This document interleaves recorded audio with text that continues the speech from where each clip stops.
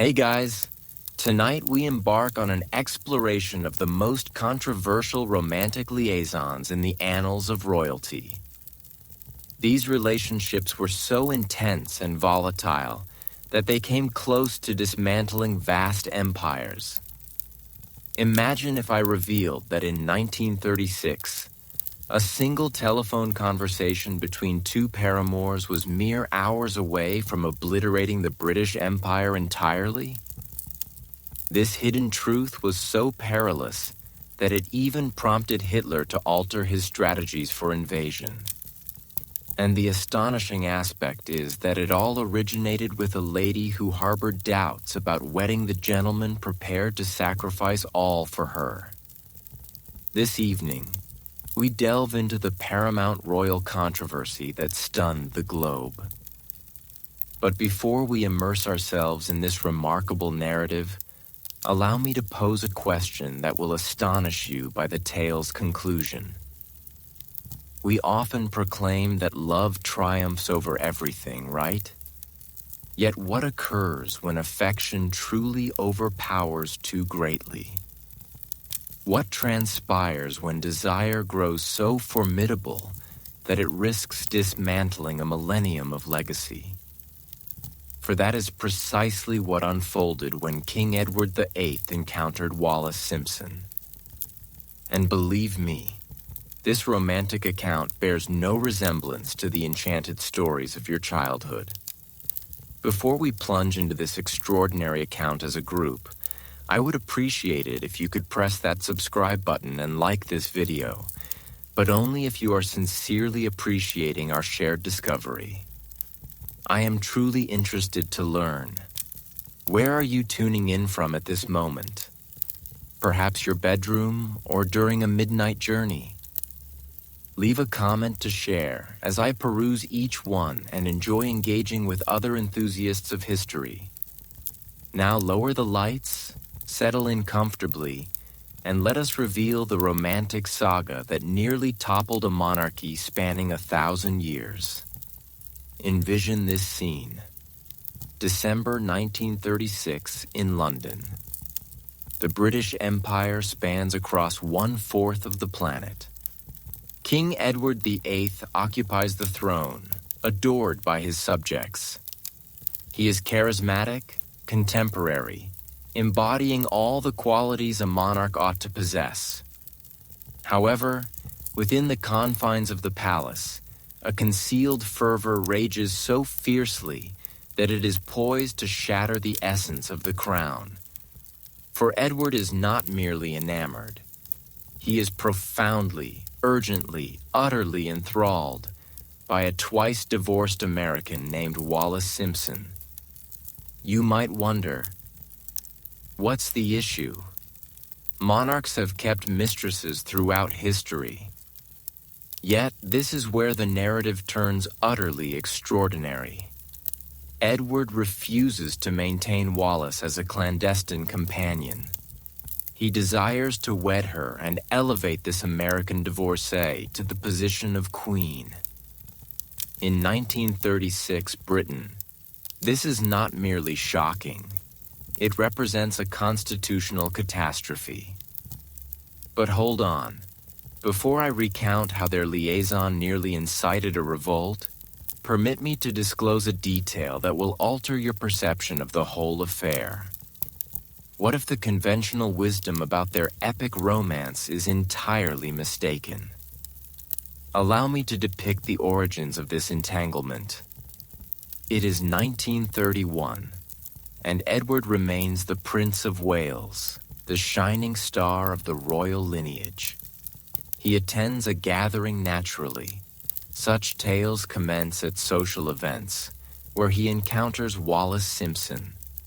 She is wedded to Ernest Simpson, a businessman of British-American heritage. Yet there is an allure about her that utterly enchants the prospective king. Wallis does not conform to the conventional ideals of beauty from the 1930s. She possesses angular, keen features paired with a sharpness of intellect that slices keenly. However, she offers something absent from the refined English ladies in Edward's typical social sphere. She regards him as an individual, not as a future sovereign. She confronts him, debates with him, and even teases him. Edward, accustomed throughout his existence to affirmations of, "Yes, Your Highness," finds himself thoroughly enchanted. Their liaison commences discreetly. Covert rendezvous, encrypted correspondence, meticulously arranged meetings. Yet Edward is far from discreet regarding his fascination. He bestows upon Wallis gems capable of sustaining a modest nation. We speak of emeralds resembling the size of robins' eggs, diamonds formerly owned by Indian Maharajas. Whispers circulate in the press. Concerns arise within the government. But this is what renders the account so captivating and hazardous. Wallis Simpson is no innocent climber dazzled by regal favor. She is shrewd, driven, and fully aware of the stakes involved. In her confidential letters, uncovered by scholars many years afterward, she confides to her aunt about Edward. "I will endeavor to ensure his contentment, although I must admit I perceive him as rather uncomplicated in various respects." Uncomplicated. She referred to the prospective King of England as uncomplicated. And perhaps her assessment held truth, for Edward was on the verge of committing the most disastrously straightforward choice in the chronicles of British royalty. By 1935, their bond is the most poorly concealed secret among London's elite. Edward devotes more hours to Wallis's soirees than to formal regal obligations. He solicits her views on governmental issues. He even includes her in excursions intended as exclusive royal retreats. The Archbishop of Canterbury is appalled. The Prime Minister endures restless nights. Across the ocean, American periodicals revel in headlines such as, "The King's American Sweetheart." Yet the British media remains utterly mute. A pact among gentlemen exists, a complete press embargo that appears inconceivable in our era of TMZ and Twitter. The British populace remains oblivious that their monarch is besotted with an American divorcee. They are unaware that their monarchy teeters on the brink of ruin due to amorous notes and nocturnal telephone exchanges. Then arrives 1936, and the landscape shifts dramatically. Edward's father, King George V, passes away, and abruptly our amorous protagonist ascends as King Edward VIII. Now the liaison transcends mere salacious chatter. It evolves into a constitutional predicament because Wallis Simpson has recently dissolved her second marriage and aspires to wed the King of England. But here is the inquiry that will linger in your thoughts well beyond this narrative's close. Did Wallis Simpson genuinely desire to ascend as queen? Or was she ensnared in a regal fixation she never sought? The dilemma? The Church of England, led by the king, rejects divorce. A divorced individual cannot assume the role of queen. This transcends mere custom. It encompasses ecclesiastical doctrine, constitutional principles, the core of the monarchy itself. Parliament clarifies, select the throne or the lady. Both are unattainable. And this is where Edward renders a verdict that resonates across the ages. On December 11th, 1936, in a worldwide radio address, King Edward VIII addresses his subjects directly. "I have found it impossible to bear the weighty load of accountability and fulfill my obligations as king in the manner I desire without the assistance and backing of the woman I cherish. With these declarations, he emerges as the inaugural British sovereign to willingly relinquish the throne for affection, for Wallis Simpson, for a lady who, in her intimate reflections, harbored uncertainties about marrying him. The repercussions are rapid and severe. Edward assumes the title of Duke of Windsor, effectively banished from Britain. His sibling George ascends as King George VI. Indeed, the monarch whose stammering challenges were depicted in the king's speech. The royal kin largely severs ties with Edward, the lady for whom he forfeited all well. That narrative holds its own intricacies. What renders this account so enthralling extends beyond the romance. It is the sheer boldness of the endeavor. In an era where obligation reigned supreme, where the crown was deemed hallowed, one individual opted for love over dominion. Whether this renders him a romantic or an egoist is a judgment for you. Yet contemplate the gravity of that selection. Edward surrendered governance over 500 million souls, command of the globe's mightiest fleet, residence in edifices that sheltered kings for a millennium all, for a woman who privately labeled him as uncomplicated in her letters. The cascading impacts of this resolution have molded contemporary history in manners we continue to unearth. Had Edward retained the crown, would Britain have been equipped for World War II? Would the steadfast guidance of George and the motivational presence of the future Queen Elizabeth II have materialized? At times, the most intimate choices yield the most significant historical ramifications. And here is a revelation that will truly astonish you as we proceed with tonight's expedition. The saga of Edward and Wallis was merely the commencement.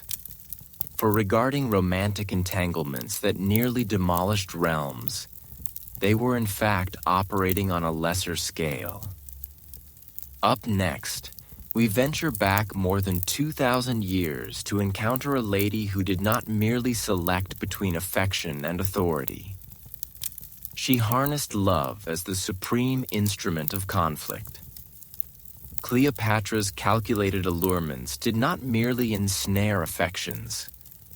They subdued the most formidable empire ever known.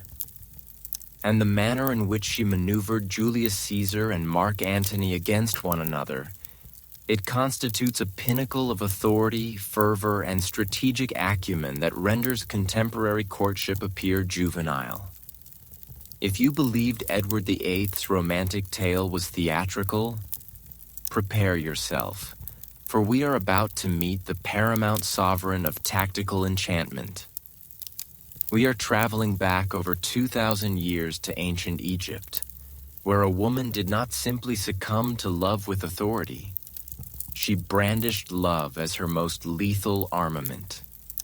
Cleopatra VII did not merely captivate men. She overpowered the Roman Empire one soul at a time. And the fashion in which she orchestrated the planet's most influential figures is utterly astounding. But here is what will astonish you most regarding Cleopatra's narrative. Nearly all that Hollywood has imparted about her is utterly inaccurate. Prepared to have your perceptions shattered? Envision this. 48 BC, Alexandria, Egypt. The most renowned library of antiquity smolders afar. Internal strife ravages the domain of the pharaohs. Amid this turmoil, a 21-year-old queen is poised to enact the most daring enticement in the annals of humanity. Yet Cleopatra is not the alluring siren portrayed by Elizabeth Taylor. She is far more formidable. She is ingenious. Here is the aspect most overlooked about Cleopatra. She was not Egyptian by descent. She was Greek, tracing her lineage to one of Alexander the Great's commanders. For 3 centuries, her kin, the Ptolemies, governed Egypt while scarcely uttering the Egyptian tongue. But Cleopatra mastered 9 languages with fluency. 9. She was the inaugural Ptolemaic sovereign in 300 years to genuinely acquire Egyptian and bond with her populace. And in terms of appearance, ancient currency depicts her with a notable nose, a firm jaw, and what chroniclers delicately term ordinary attributes. But this is what rendered her irresistible: her voice. The ancient scholar Plutarch noted that her voice resembled a musical device with numerous strings. She could persuade anyone of anything merely through conversation. So when Julius Caesar, the most dominant figure globally, reaches Alexandria in 48 BC, Cleopatra recognizes she possesses one opportunity to preserve her realm. Her brother Ptolemy III has ousted her from authority, leaving her essentially a displaced queen devoid of forces, supporters, or prospects, except for her intellect. What ensues is legendary material, but here is the authentic account. Cleopatra arranges to be clandestinely introduced into Caesar's chambers concealed within a rug. Now envision being Julius Caesar. You are 52 years of age. You have subdued Gaul. You have traversed the Rubicon. You coined the expression, "I came, I saw, I conquered." And abruptly, from the rug emerges this youthful queen who commences conversing with you in impeccable Latin concerning philosophy, mathematics, and warfare tactics. Caesar is thoroughly mesmerized. But this is what is ingenious about Cleopatra's tactic. She does not allure Caesar with her attractiveness. She captivates him with her wisdom. She converses about Egyptian framework, Roman governance, commerce paths via the Red Sea. She demonstrates that Egypt is not merely a trophy to claim. It is a collaboration that could elevate Rome further, and it succeeds. Within days, Caesar supports Cleopatra against her sibling. Within months, they are paramours. Within a year, she bears his son, Caesarion. But here is the tactical brilliance of it all. Cleopatra does not merely become Caesar's paramour. She evolves into his counselor, his ally in re-envisioning the potential of an empire. Contemplate this briefly. Caesar had dominated half the familiar world, yet he had never encountered a woman capable of matching his intellectual aspirations. Cleopatra could deliberate battle strategies in the dawn and verse in the dusk. She could broker commerce pacts and then discourse philosophy beneath the constellations. For a man accustomed to being the most astute in any chamber, discovering an equivalent must have been exhilarating. Their bond scandalized Rome.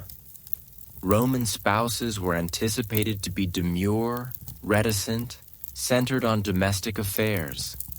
Cleopatra arrived in Rome aboard a gilded vessel, hosting extravagant gatherings where she liquefied pearls in vinegar solely to flaunt her opulence, and overtly swayed Caesar's governmental choices. The Roman Senate was aghast. This alien queen was rendering their eminent commander appear feeble. But then, on the Ides of March in 44 BC, all alters. Caesar is slain, pierced 23 times upon the Senate floor. Cleopatra, residing in Rome, abruptly finds herself isolated in a metropolis that despises her. She retreats to Egypt, yet she comprehends that her kingdom's destiny now dangles precariously. Here is where Cleopatra's narrative becomes even more extraordinary. Most would have surrendered, secluded themselves in their residence, and hoped for fortune. Not Cleopatra. She promptly commences scheming her subsequent maneuver, for she recognizes something that will transform all. Rome's authority is poised to fragment among three figures: Octavian, Lepidus, and Mark Antony. And Cleopatra is about to direct her attention toward Mark Antony. Now Mark Antony differs entirely from Julius Caesar. Whereas Caesar was cerebral and methodical, Antony is ardent and spontaneous. He is a fighter who relishes wine, festivities, and grandiose displays. He is also strikingly attractive, magnetic, and commands the allegiance of half the Roman forces. If Cleopatra can secure his favor, Egypt endures. If not, Egypt devolves into yet another Roman territory. So, in 41 BC, when Antony summons her to convene with him in Tarsus, Cleopatra does not merely appear. She orchestrates a display that remains discussed 2,000 years hence. Envision this. She arrives upon a gilded barge with violet sails, attired as Aphrodite, the deity of love. The atmosphere is dense with aromatic incense. Musicians perform as she is attended by youths clad as cupids.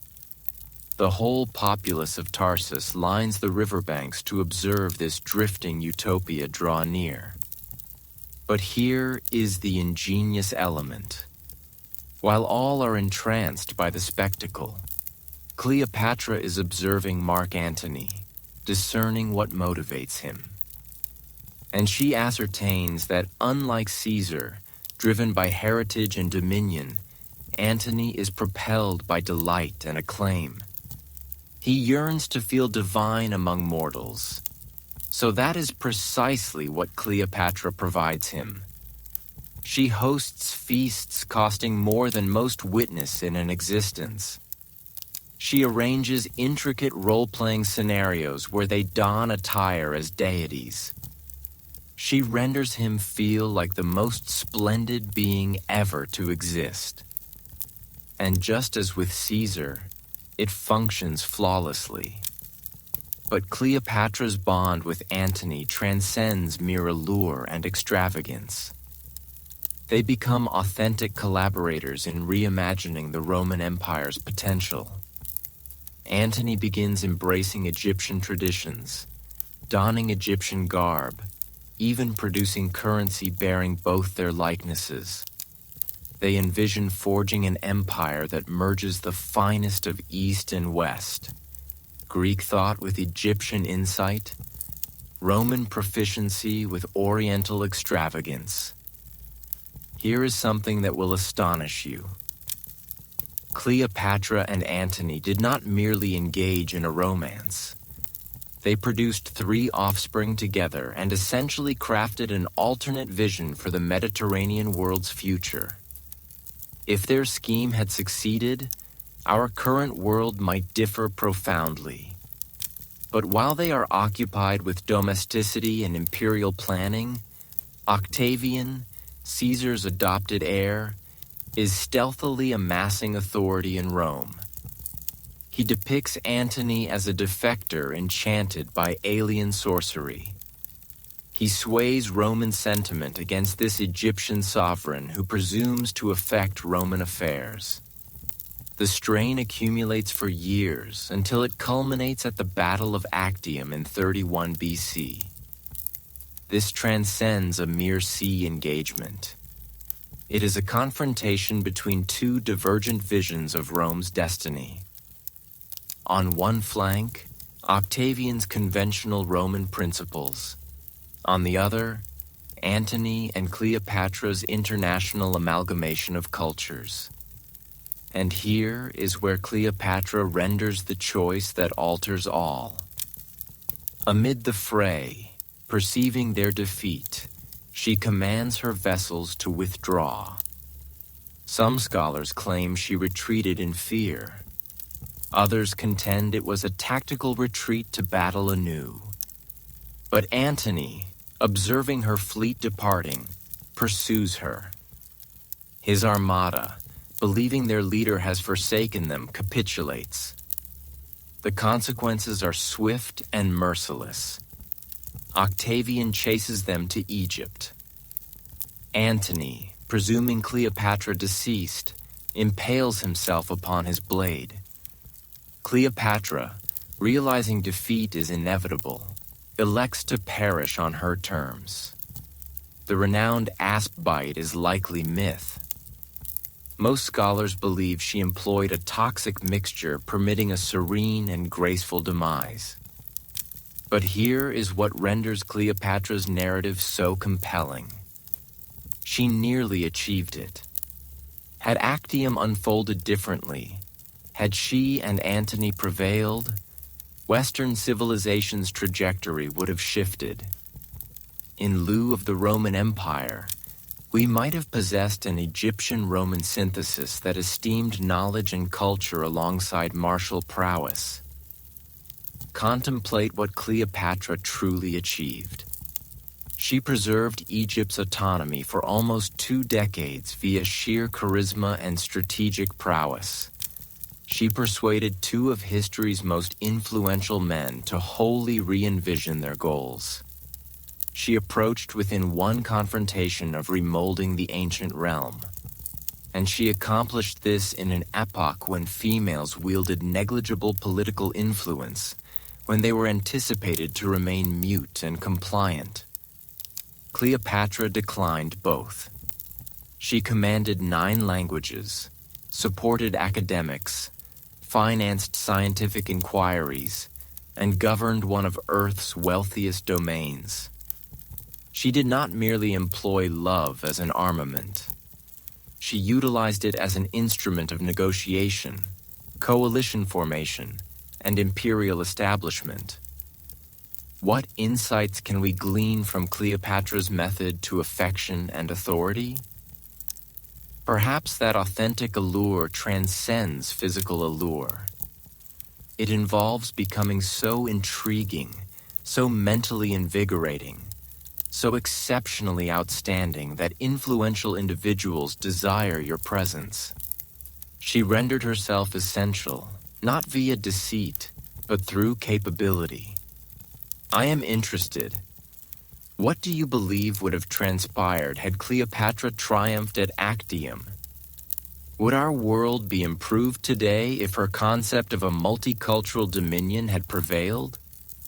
Share your reflections in the comments. But our expedition through royal liaisons that nearly obliterated kingdoms is merely commencing. For while Cleopatra employed tactical allure to safeguard her ancient dominion, centuries hence in France, another royal romantic scandal was fermenting. One that would contribute to igniting the most ferocious uprising in European annals. Marie Antoinette's prohibited romances did not merely astonish the Versailles court. They emerged as the catalyst that incinerated the whole French monarchy. And the manner in which rumors and murmurs about her romantic existence transformed a nation against its queen.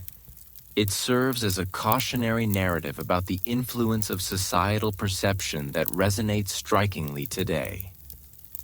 Speaking of romantic controversies that overthrew empires, allow me to narrate about a queen whose purported liaisons did not merely stun a nation.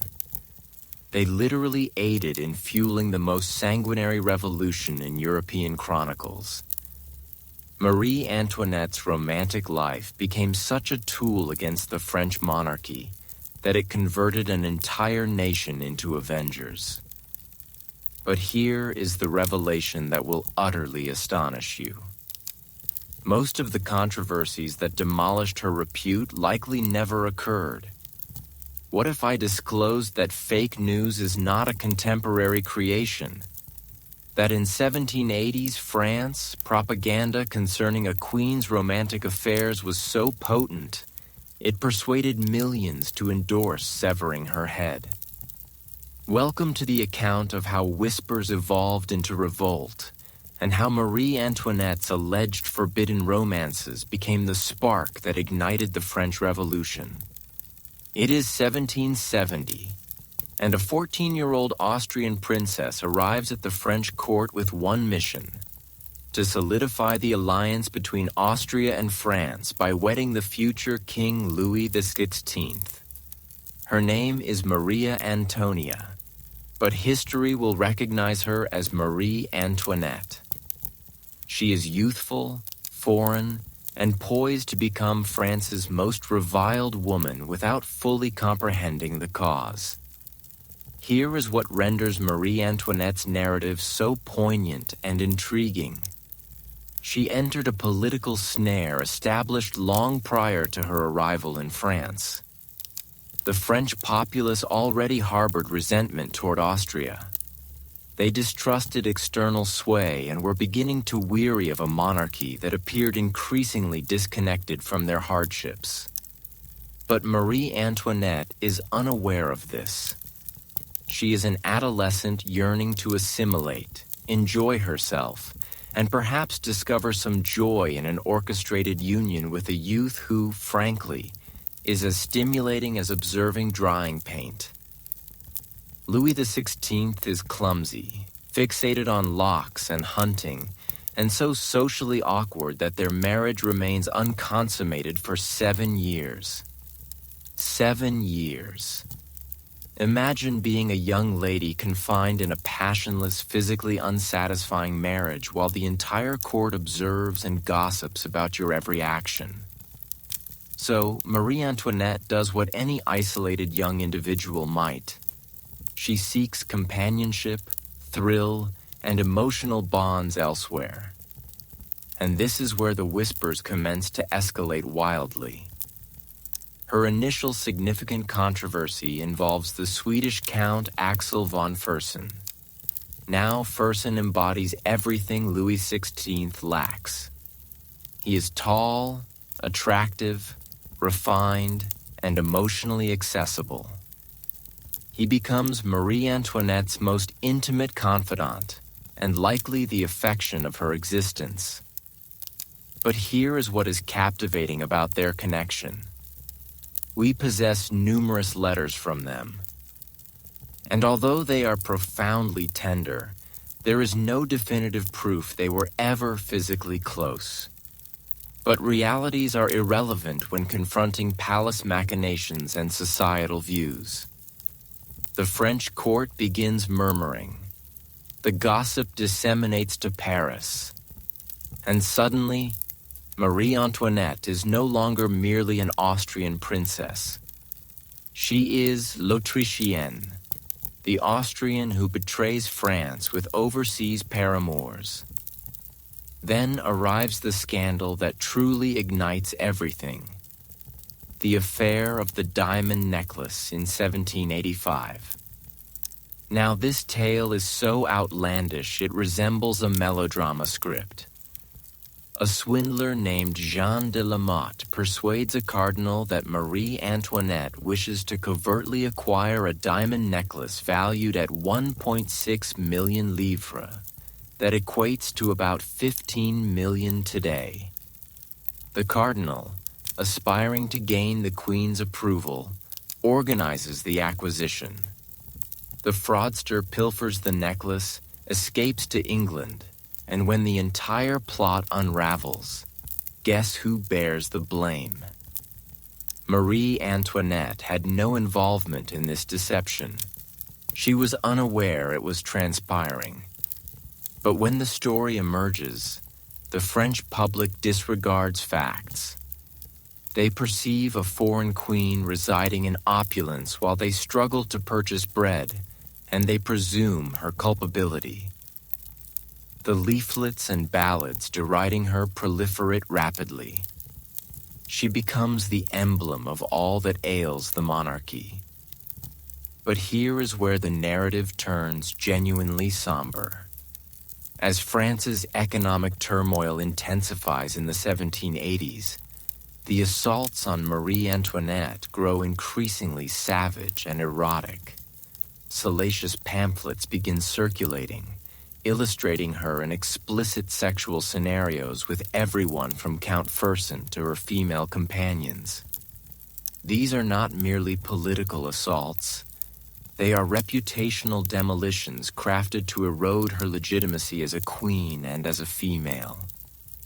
The most injurious whispers imply she engages in affairs with numerous men and women, that she is depleting France's coffers to sustain her lovers' existences, that she even conspires with Austria to sabotage French concerns. None of these allegations possess substantial evidence, but they disseminate through Paris like an epidemic. Here is what is especially ruthless about this disinformation effort. Marie Antoinette's authentic character was nearly the antithesis of her depiction. Yes, she was lavish and occasionally insensitive to destitution, but she was also a committed mother who devoted hours to playing with her offspring, a benefactor of the arts who bolstered French heritage, and a woman who earnestly attempted to aid French philanthropies and initiatives. But perception solidified as truth. By the late 1780s, as France verged on insolvency and upheaval, Marie Antoinette had become the ideal culprit. Every fiscal issue, every governmental shortfall, every societal inequity could somehow be attributed to the foreign queen and her supposed ethical decay. When the French Revolution ultimately erupts in 1789, the attacks on Marie Antoinette escalate to fresh heights of ferocity. Revolutionary publications release daily accounts about her presumed liaisons, her alleged schemes against the revolution, her rumored efforts to summon foreign forces to suppress the insurgency. The reality that most of these narratives are utter fabrications is irrelevant. They fulfill their objective of swaying public sentiment against the monarchy. Here is something that will send shivers down your spine. In the months preceding her execution, Marie Antoinette was confined in a minuscule, moist cell where she was monitored around the clock by guards selected specifically for their disdain toward the nobility. She was denied solitude for using the facilities. She could not change attire without observation. It was mental torment designed to shatter her resolve before her demise. And yet, even confronting death, Marie Antoinette preserved her poise. On October 16, 1793, as she was escorted to the guillotine, she inadvertently trod upon her executioner's foot and expressed regret. Contemplate that. Confronting execution, she retained the elegance to apologize for a trivial mishap. But here is the inquiry that ought to unsettle us. How much of Marie Antoinette's downfall stemmed genuinely from her deeds? And how much arose from a calculated propaganda drive that exploited sexual scandal to annihilate a political adversary? The similarities to contemporary politics are profoundly unsettling. We exist in an era where whispers propagate instantaneously via social platforms, where fabricated news can demolish reputations in a night, where sexual controversy remains wielded as a tool against political personas. Marie Antoinette's narrative is a warning about the peril when societal opinion is manipulated by those with political motives. What is especially tragic is that by the time Marie Antoinette was beheaded, France was already plunging into the reign of terror. The revolution intended to deliver liberty and parity was consuming its own progeny. Thousands were executed on tenuous accusations. The very individuals who celebrated Marie Antoinette's demise would soon confront the identical guillotine. Was Marie Antoinette flawless? Certainly not. She was advantaged, at times oblivious, and undoubtedly committed political errors. But did she merit death for purported liaisons that likely never transpired? Did whispers about her romantic life warrant the annihilation of an entire monarchy? These are inquiries worth contemplating as we observe contemporary political controversies unfold. How readily can we be swayed by narratives about public figures' private existences? How frequently do we permit personal tittle-tattle to eclipse more vital political matters? Contemplate how altered history might have been had Marie Antoinette been evaluated on her actual deeds rather than malicious whispers. Perhaps the French Revolution would have followed a divergent course. Perhaps thousands of lives might have been preserved. Perhaps we would have learned to distinguish personal scandal from political administration centuries sooner than we did. I would love to hear your opinion. Do you consider personal scandals should influence how we assess political leaders? Or should we concentrate solely on their strategies and deeds? Share your reflections below. The obliteration of Marie Antoinette through scandal and rumor was catastrophic. But it was not the initial instance a royal romantic life incited massive political turmoil. In fact, if we travel back a few centuries to England, we will uncover a king whose amorous fixations did not merely endanger one monarchy. They literally redrew Europe's religious landscape. Henry VIII's lethal courtship game renders Marie Antoinette's tribulations appear as a trivial controversy. We are discussing a man who established a wholly new church merely to divorce his spouse, who executed 2 queens for alleged infidelity, and whose 6 marriages sparked religious conflicts enduring centuries. The casualties from Henry's romantic life are utterly staggering. When it comes to royal romantic scandals that reconfigured entire societies, no one, and I emphasize no one, approaches Henry VIII of England. This is the individual who literally fractured Christianity in twain due to his desire for a divorce, who founded his own church to remarry, who beheaded 2 of his 6 wives for supposed adultery.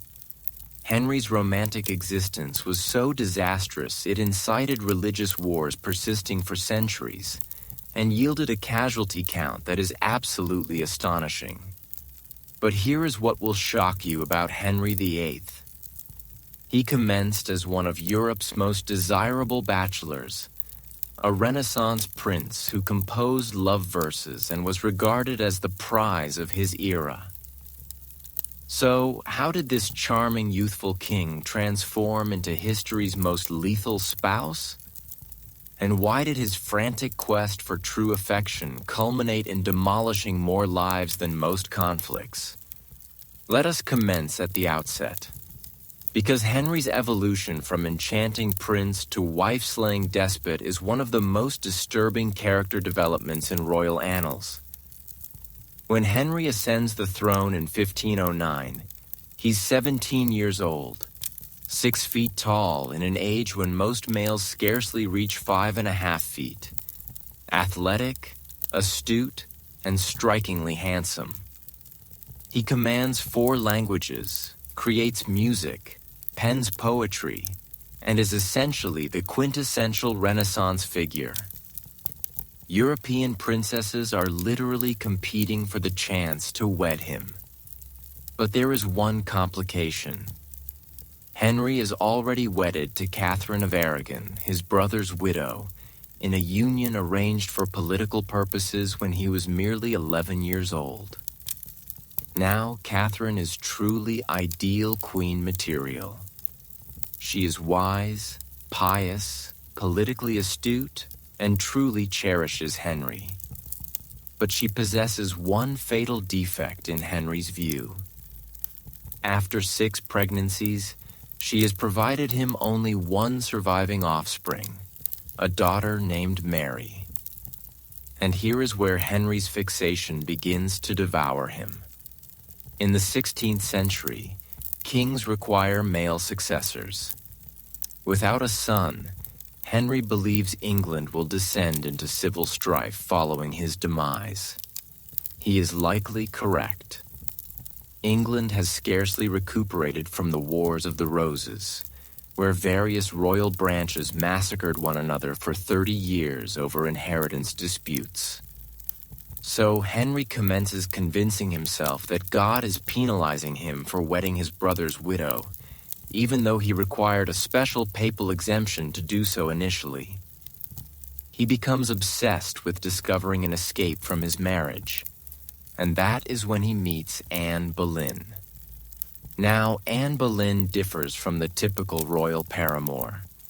She is not especially beautiful by Tudor criteria. She has dark hair in an era favoring blondes, a prominent mole on her neck, and what her adversaries describe as a long neck resembling a crane. But Anne possesses something that drives Henry utterly mad. She declines to share his bed. Contemplate this. Henry is England's most powerful man. He is accustomed to obtaining whatever he desires instantly, and this young lady simply refuses. Not only does she refuse, she insists that if he desires her, he must wed her. She aspires to be queen or nothing at all. This establishes a psychological interplay that is utterly fascinating. Henry, who has never been denied anything, becomes wholly obsessed with the one woman he cannot possess. He composes 17 love letters to her that endure today. Listen to this excerpt.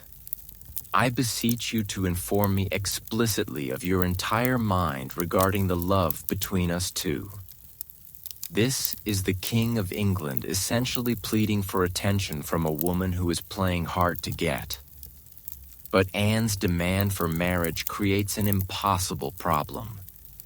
Henry cannot divorce Catherine because the Pope will not permit it. The Catholic Church does not recognize divorce. And Catherine is the aunt of Charles V, the Holy Roman Emperor who essentially serves as the Pope's military guardian. So the Pope is caught between theology and politics, and he chooses to delay. For 6 years, Henry wages a diplomatic battle attempting to annul his marriage. He dispatches envoys to Rome. He bribes cardinals. He even threatens armed intervention. Nothing succeeds. And throughout this period, Anne Boleyn refuses to consummate their relationship, keeping Henry in a state of romantic and sexual frustration that is driving him literally insane. Finally, in 1533, Henry does something that changes the course of world history. He severs ties with Rome completely. He declares himself the supreme head of the Church of England, appoints his own Archbishop of Canterbury, and grants himself a divorce. Just like that, he has created the Anglican Church and shattered the unity of Western Christianity. The human cost of this decision is absolutely staggering. Henry executes anyone who opposes his break with Rome, including his former closest friend, Thomas More, who was one of Europe's most brilliant minds. We are talking about thousands of people who died because Henry wanted to remarry. But here's the twisted irony. Once Henry finally marries Anne Boleyn, the passion fades almost immediately. She becomes pregnant right away, but she gives birth to a daughter, the future Elizabeth III. Henry is furious. He wanted a son and has convinced himself that Anne somehow tricked him into this marriage. Anne's downfall is swift and brutal. When she miscarries a son in 1536, Henry decides she is cursed. Worse, he has already noticed his next target, Jane Seymour, one of Anne's ladies-in-waiting. So Henry does what he is becoming famous for. He fabricates evidence that Anne has committed adultery with multiple men, including her own brother. The charges are almost certainly false. The timelines do not align. The witnesses are coerced, and the supposed confessions are obtained under torture. But Henry does not care about evidence. He wants Anne gone so he can marry Jane. And that is exactly what happens. On May 19, 1536, Anne Boleyn is beheaded on Tower Green. Henry marries Jane Seymour 11 days later. Jane finally gives Henry what he desperately craves: a son, the future Edward VI. But she dies 12 days after giving birth, probably from postnatal complications. Henry is devastated.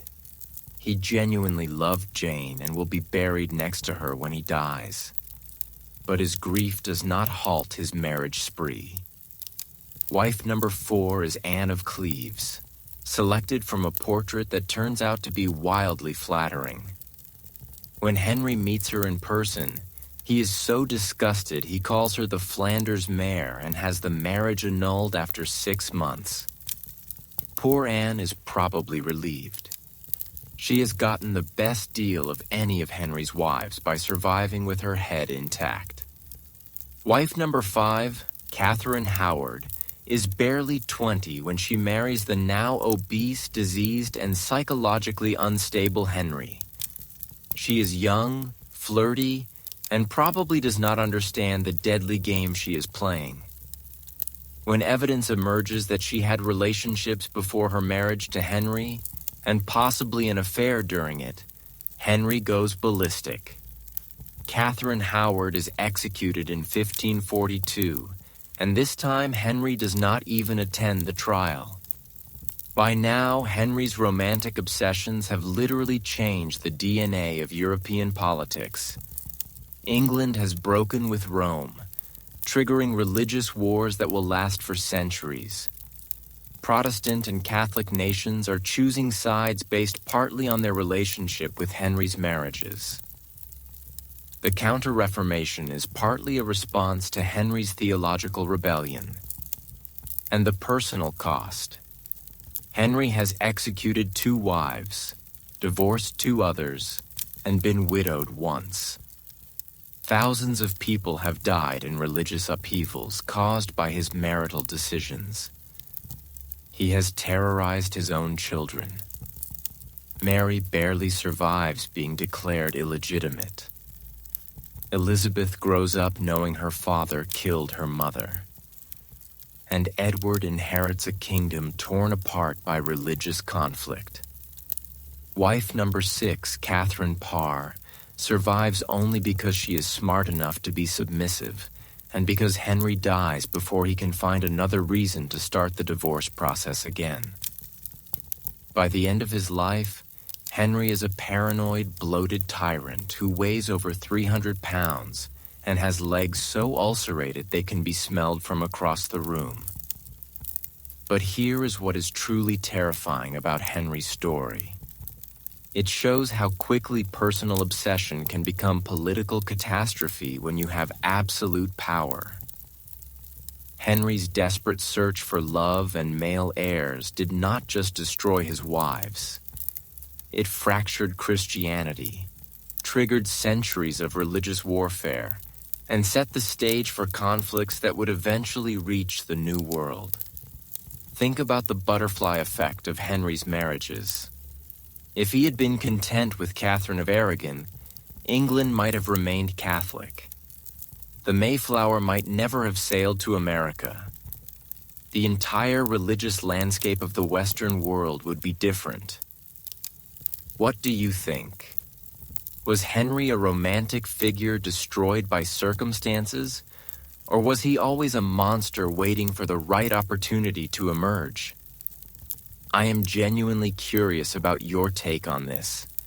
Henry's deadly dating game proves that when love and absolute power collide, the results can be absolutely catastrophic.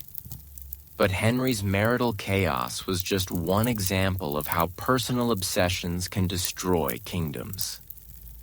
In our next tale, we are traveling to Imperial Russia, where another royal's twisted relationship with a mysterious mystic did not just scandalize the court. It helped bring down an empire that had ruled for 3 centuries. The story of Rasputin and the Romanov family is so dark and bizarre that if you saw it in a movie, you would think it was too outrageous to be true. But every shocking detail actually happened.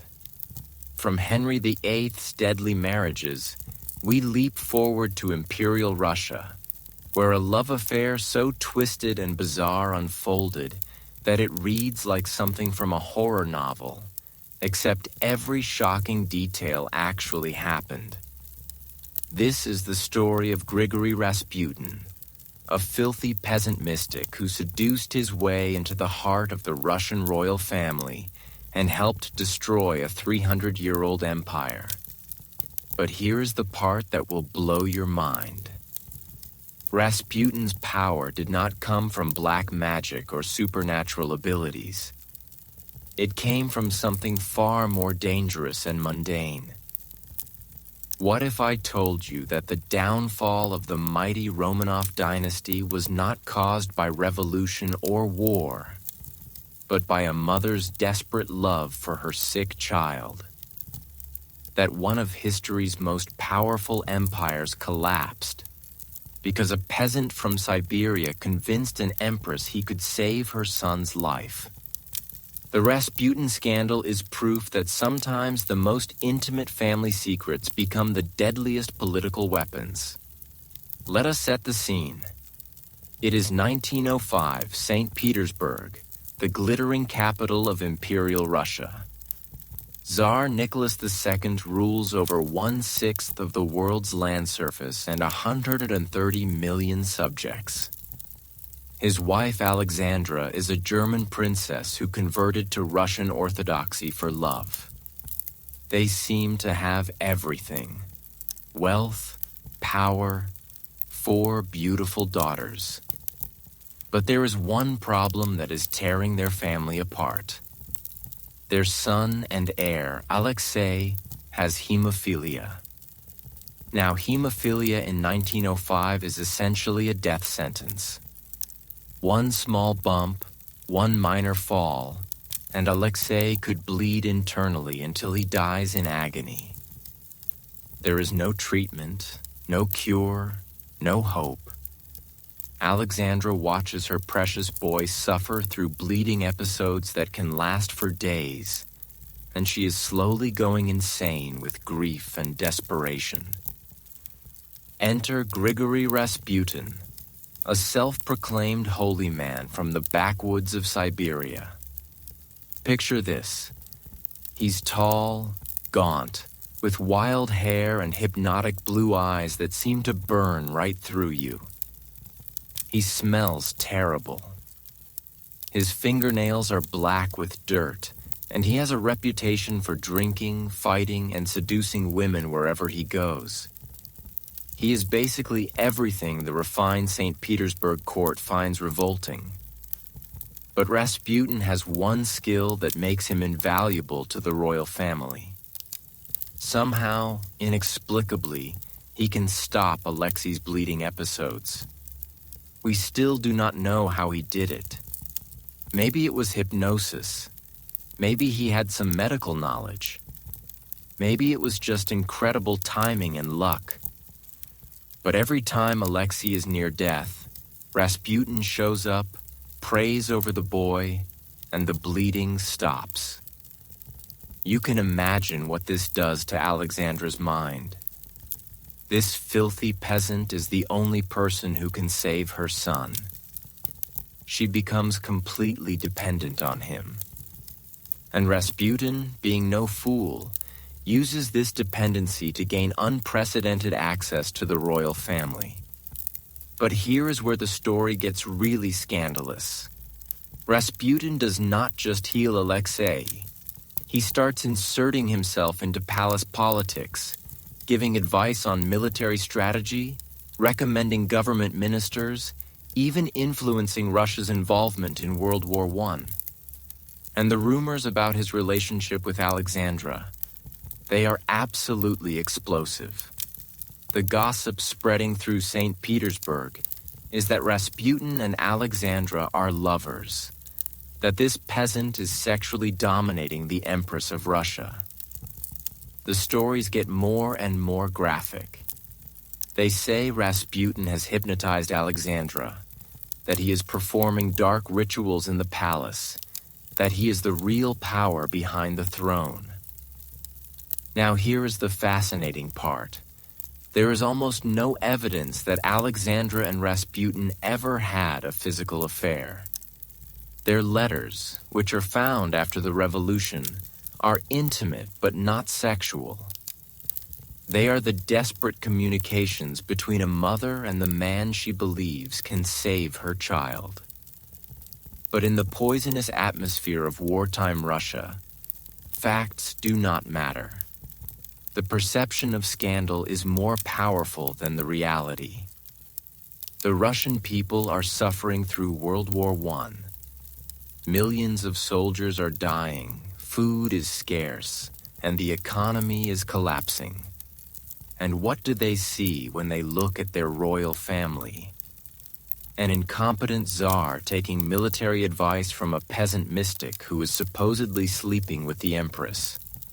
The monarchy's moral authority is being destroyed by rumors and whispers.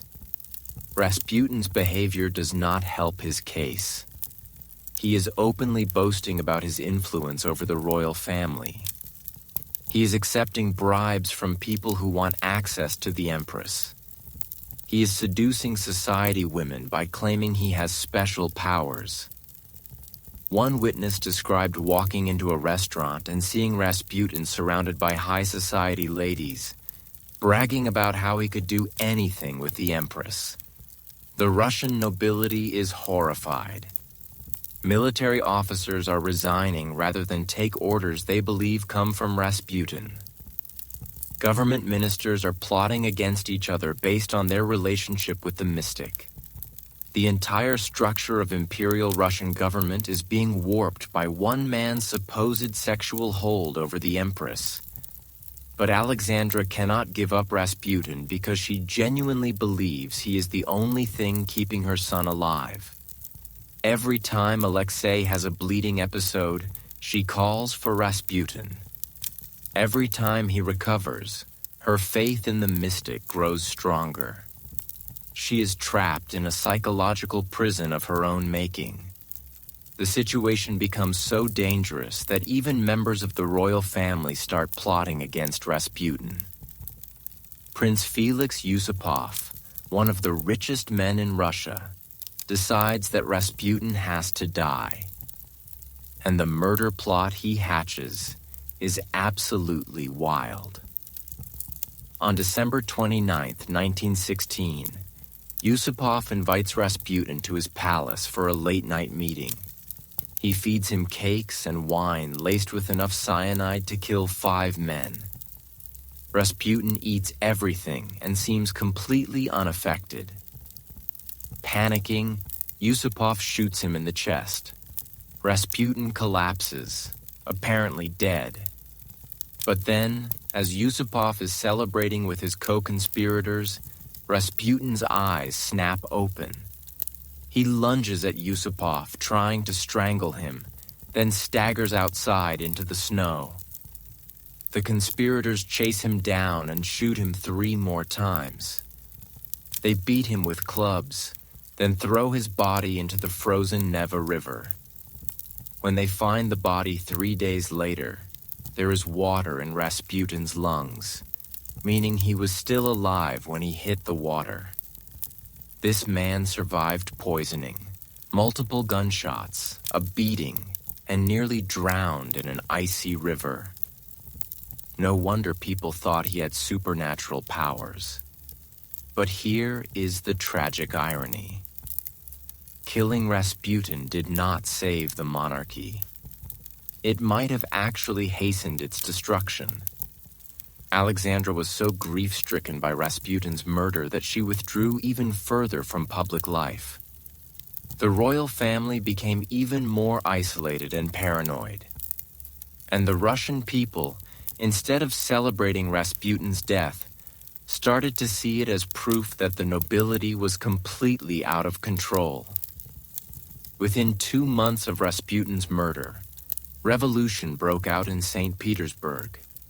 Within a year, the entire Romanov family was dead, executed in a basement in Yekaterinburg. The 300-year-old dynasty that had ruled one of the world's greatest empires was wiped out. And it all started with rumors about a peasant mystic's relationship with a desperate mother. What is so haunting about the Rasputin affair is how it shows the power of perception over reality in politics. Alexandra probably never had a sexual relationship with Rasputin, but the belief that she did was enough to destroy her family's legitimacy.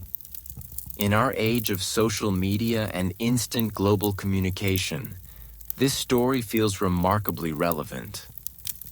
Think about how conspiracy theories spread today, how political figures can be destroyed by rumors and innuendo, how the appearance of scandal can be more damaging than actual wrongdoing. Rasputin's story is a cautionary tale about how quickly public trust can evaporate when people believe their leaders are compromised. Here is a question for you. Do you think Alexandra could have saved her family by giving up Rasputin? Or was the Russian monarchy doomed regardless of what she did? I am curious about your thoughts on whether personal loyalty should ever override political necessity.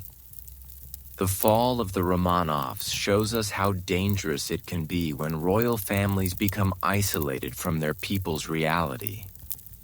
But isolation was not always a weakness for monarchs. Sometimes strategic distance and mysterious allure could be the key to maintaining power. Our next story takes us to Elizabethan England, where a queen turned her refusal to marry into the most effective political weapon in European history. Elizabeth I did not just avoid romantic scandals. She weaponized romance itself, using the promise of marriage to manipulate kings and emperors across Europe. Her love-life politics were so brilliant, they helped England become a global superpower. While Rasputin's scandal destroyed the Romanovs through rumors and whispers, across Europe centuries earlier, another monarch was doing something absolutely revolutionary. She was turning romance itself into the ultimate political weapon.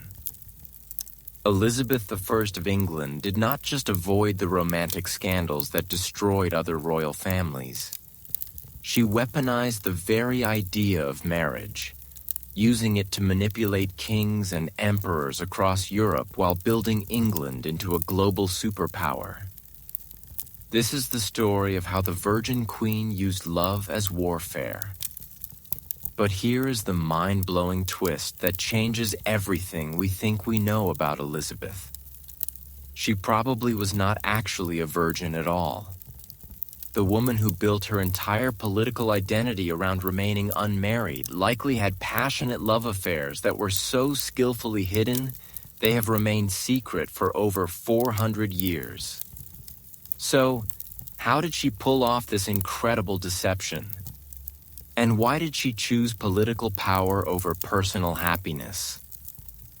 Step into England in 1558. Elizabeth is 25 years old and has just become queen of a small, relatively poor island nation that is torn apart by religious conflict. Spain controls most of the New World. France dominates continental Europe, and the Ottoman Empire threatens from the east. England is basically a minor player on the European stage, and everyone expects this young queen to quickly marry a powerful foreign prince to secure protection for her vulnerable kingdom. But Elizabeth has other plans. She has watched what happened to her sister Mary, who married Philip II of Spain and became essentially a puppet ruler in her own country. She has seen how marriage turned powerful queens into political pawns, and she is determined not to make the same mistake. So, Elizabeth does something absolutely brilliant. She promises everyone everything while giving no one anything. She begins the most elaborate romantic chess game in European history, simultaneously courting multiple suitors while never actually committing to any of them. Her first major romantic manipulation involves Erik XIV of Sweden. Elizabeth spends 3 years flirting with the idea of marrying him, sending gifts, writing affectionate letters, even allowing Swedish ambassadors to believe an engagement is imminent. Meanwhile, she is using the threat of an English-Swedish alliance to terrify Philip II of Spain into offering her better trade deals. But the real masterpiece of Elizabeth's romantic strategy involves the Archduke Charles of Austria. For over a decade, Elizabeth strings along the Habsburgs with the possibility of this marriage. She negotiates dowries, discusses wedding dates, even haggles over whether Charles would be allowed to hear Catholic Mass in private. The Austrians are so convinced she is serious that they spend fortunes on embassy missions and diplomatic gifts. The whole time, Elizabeth has absolutely no intention of marrying Charles. She is using the marriage negotiations to prevent Austria from allying with France against England, while also keeping Spain from becoming too aggressive. It is diplomatic genius disguised as romantic indecision. But Elizabeth's most dangerous game involves Philip II of Spain himself. Now Philip is the most powerful man in Europe.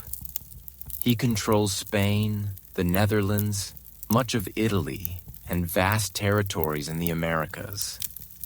He is also Elizabeth's former brother-in-law, having been married to her sister Mary, and he is getting increasingly frustrated with England's Protestant policies and support for Dutch rebels.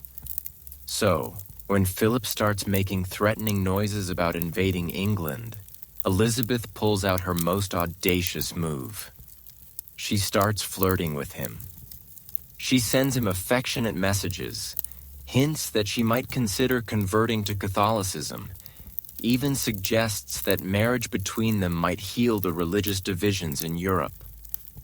Philip, who is dealing with rebellions across his empire and desperately needs England as an ally rather than an enemy, takes the bait completely. He delays his invasion plans, hoping that marriage might give him control over England without the cost and risk of war. Meanwhile, Elizabeth is using the time Philip gives her to build up England's navy, forge alliances with other Protestant nations, and prepare for the inevitable conflict. She is literally seducing Philip into giving her the time she needs to defend against him. But the most fascinating aspect of Elizabeth's romantic strategy involves her relationship with Robert Dudley, the Earl of Leicester. This is the love of Elizabeth's life, her childhood friend, a man so handsome and charming that the entire court is convinced she will eventually marry him. Their relationship is so intense that foreign ambassadors report they seem like lovers whenever they are together. The problem? Dudley is already married. His wife, Amy Robsart, lives quietly in the countryside while her husband plays romantic games at court with the Queen. Then, in 1560, something happens that changes everything. Amy Robsart is found dead at the bottom of a staircase with a broken neck. The official verdict is accidental death, but everyone believes Dudley murdered his wife so he could marry Elizabeth. The scandal rocks England. Foreign courts are horrified at the idea that their queen might marry a suspected murderer. Elizabeth's own advisors warn her that marrying Dudley now would destroy her reputation forever. And here is where Elizabeth makes the most heartbreaking decision of her life. She chooses power over love. Despite being desperately in love with Dudley, she recognizes that marrying him would make her look weak and scandalous. So she keeps him close as her favorite, probably continues a physical relationship with him, but never gives him the marriage he desperately wants. This decision allows Elizabeth to maintain her image as the Virgin Queen while actually having the romantic relationship she craves. It is the perfect compromise between personal desire and political necessity. Elizabeth's romantic manipulations reach their peak during the Spanish Armada crisis of 1588. Philip II, finally realizing he has been played for decades, launches the largest invasion fleet in history to conquer England. But Elizabeth has used her years of romantic deception to prepare England perfectly for this moment. The English fleet that defeats the Spanish Armada is built with wealth from trade deals Elizabeth negotiated while pretending to consider marriage alliances. The diplomatic isolation of Spain is partly the result of Elizabeth's romantic games with other European powers. She has literally seduced Europe into helping her defeat the man she once pretended to love. After the Armada's defeat, Elizabeth's power reaches its zenith. She has proven that a woman can rule alone, that marriage is not necessary for political survival, that romance can be a tool of statecraft rather than a weakness. England becomes a major European power, and Elizabeth becomes the most famous queen in the world. But there is a personal cost to Elizabeth's political success that is absolutely heartbreaking. In her private moments, she is desperately lonely. She never has children, never experiences the security of a true marriage, never allows herself the luxury of putting personal happiness before political calculation.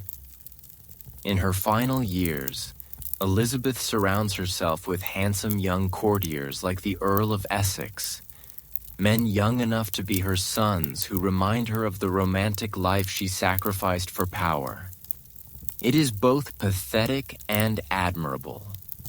A woman in her 60s still using romantic attraction as a political tool, but also a woman who has never stopped craving the love she gave up for her kingdom. When Elizabeth dies in 1603, she has transformed England from a minor European power into a nation poised to build a global empire. Her romantic manipulations have prevented multiple wars, secured crucial alliances, and bought England the time it needed to develop into a major power. But here is the question that haunts Elizabeth's legacy. Was her sacrifice worth it? She saved England by giving up personal happiness, but should any person, even a queen, be forced to choose between love and duty so completely? Elizabeth's story is particularly relevant in our modern age, where we still debate whether personal scandals should disqualify people from public office. She proved that romance could be used strategically rather than just emotionally. But she also paid a tremendous personal price for that strategic thinking. What do you think? Was Elizabeth brilliant for using romance as a political weapon, or tragic for sacrificing love for power? Let me know in the comments.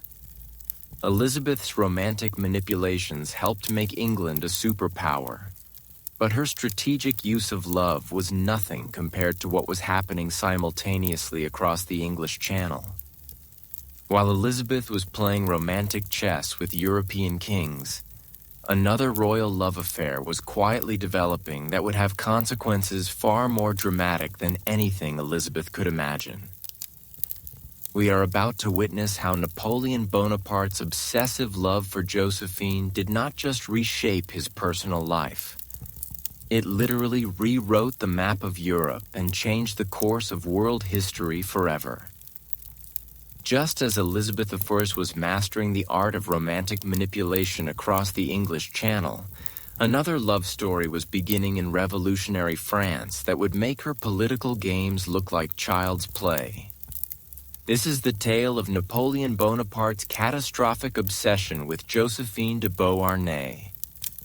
A love so consuming it literally rewrote the map of Europe. But here is what will absolutely shock you.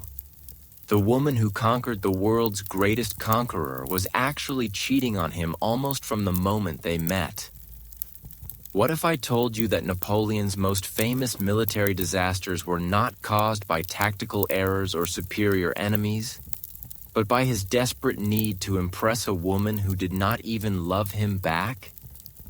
That the downfall of the French Empire can be traced directly to one man's inability to get over his first heartbreak. Welcome to history's most expensive midlife crisis.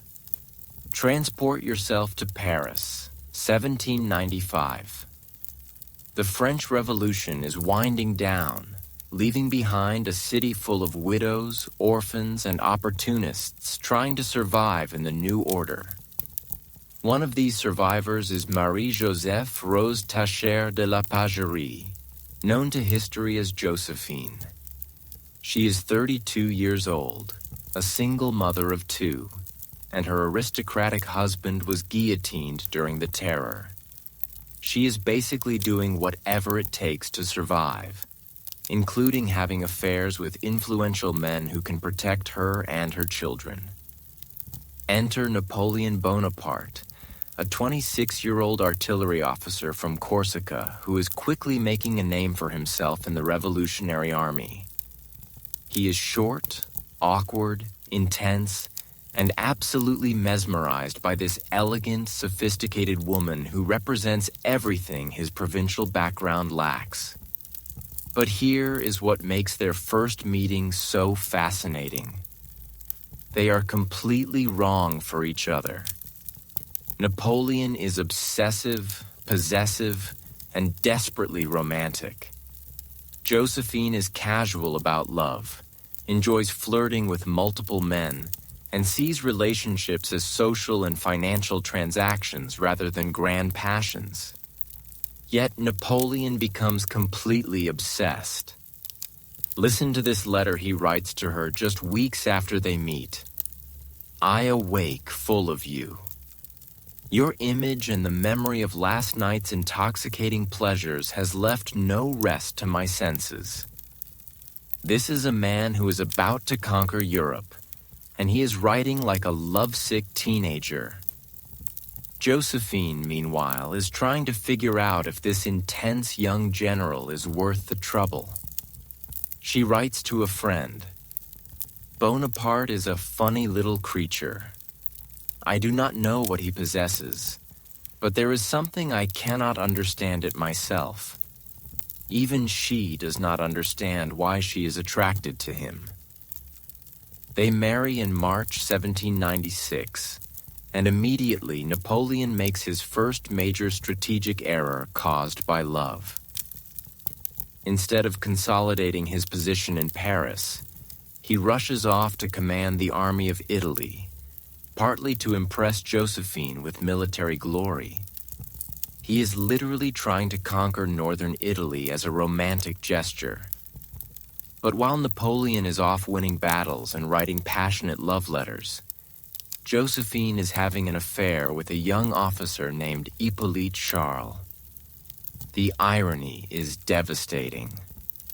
While Napoleon is conquering territory to prove his love, Josephine is in Paris laughing about his romantic letters with her lover. The affair with Charles becomes an open secret in Parisian society. Everyone knows except Napoleon, who is too busy fighting Austrians to pay attention to gossip. When he finally returns to Paris as a conquering hero, he is so blinded by his success and his love for Josephine that he misses all the obvious signs. Then comes Napoleon's Egyptian campaign in 1798. And this is where his obsession with Josephine starts to affect world history. Napoleon decides to invade Egypt partly for strategic reasons to threaten British trade routes to India. But he also wants to return as an exotic, mysterious conqueror who will finally be worthy of Josephine's complete devotion. The problem? While Napoleon is discovering the Rosetta Stone and fighting Mamluks in the desert, Josephine's affair with Charles becomes so blatant that even Napoleon's family starts writing to tell him about it.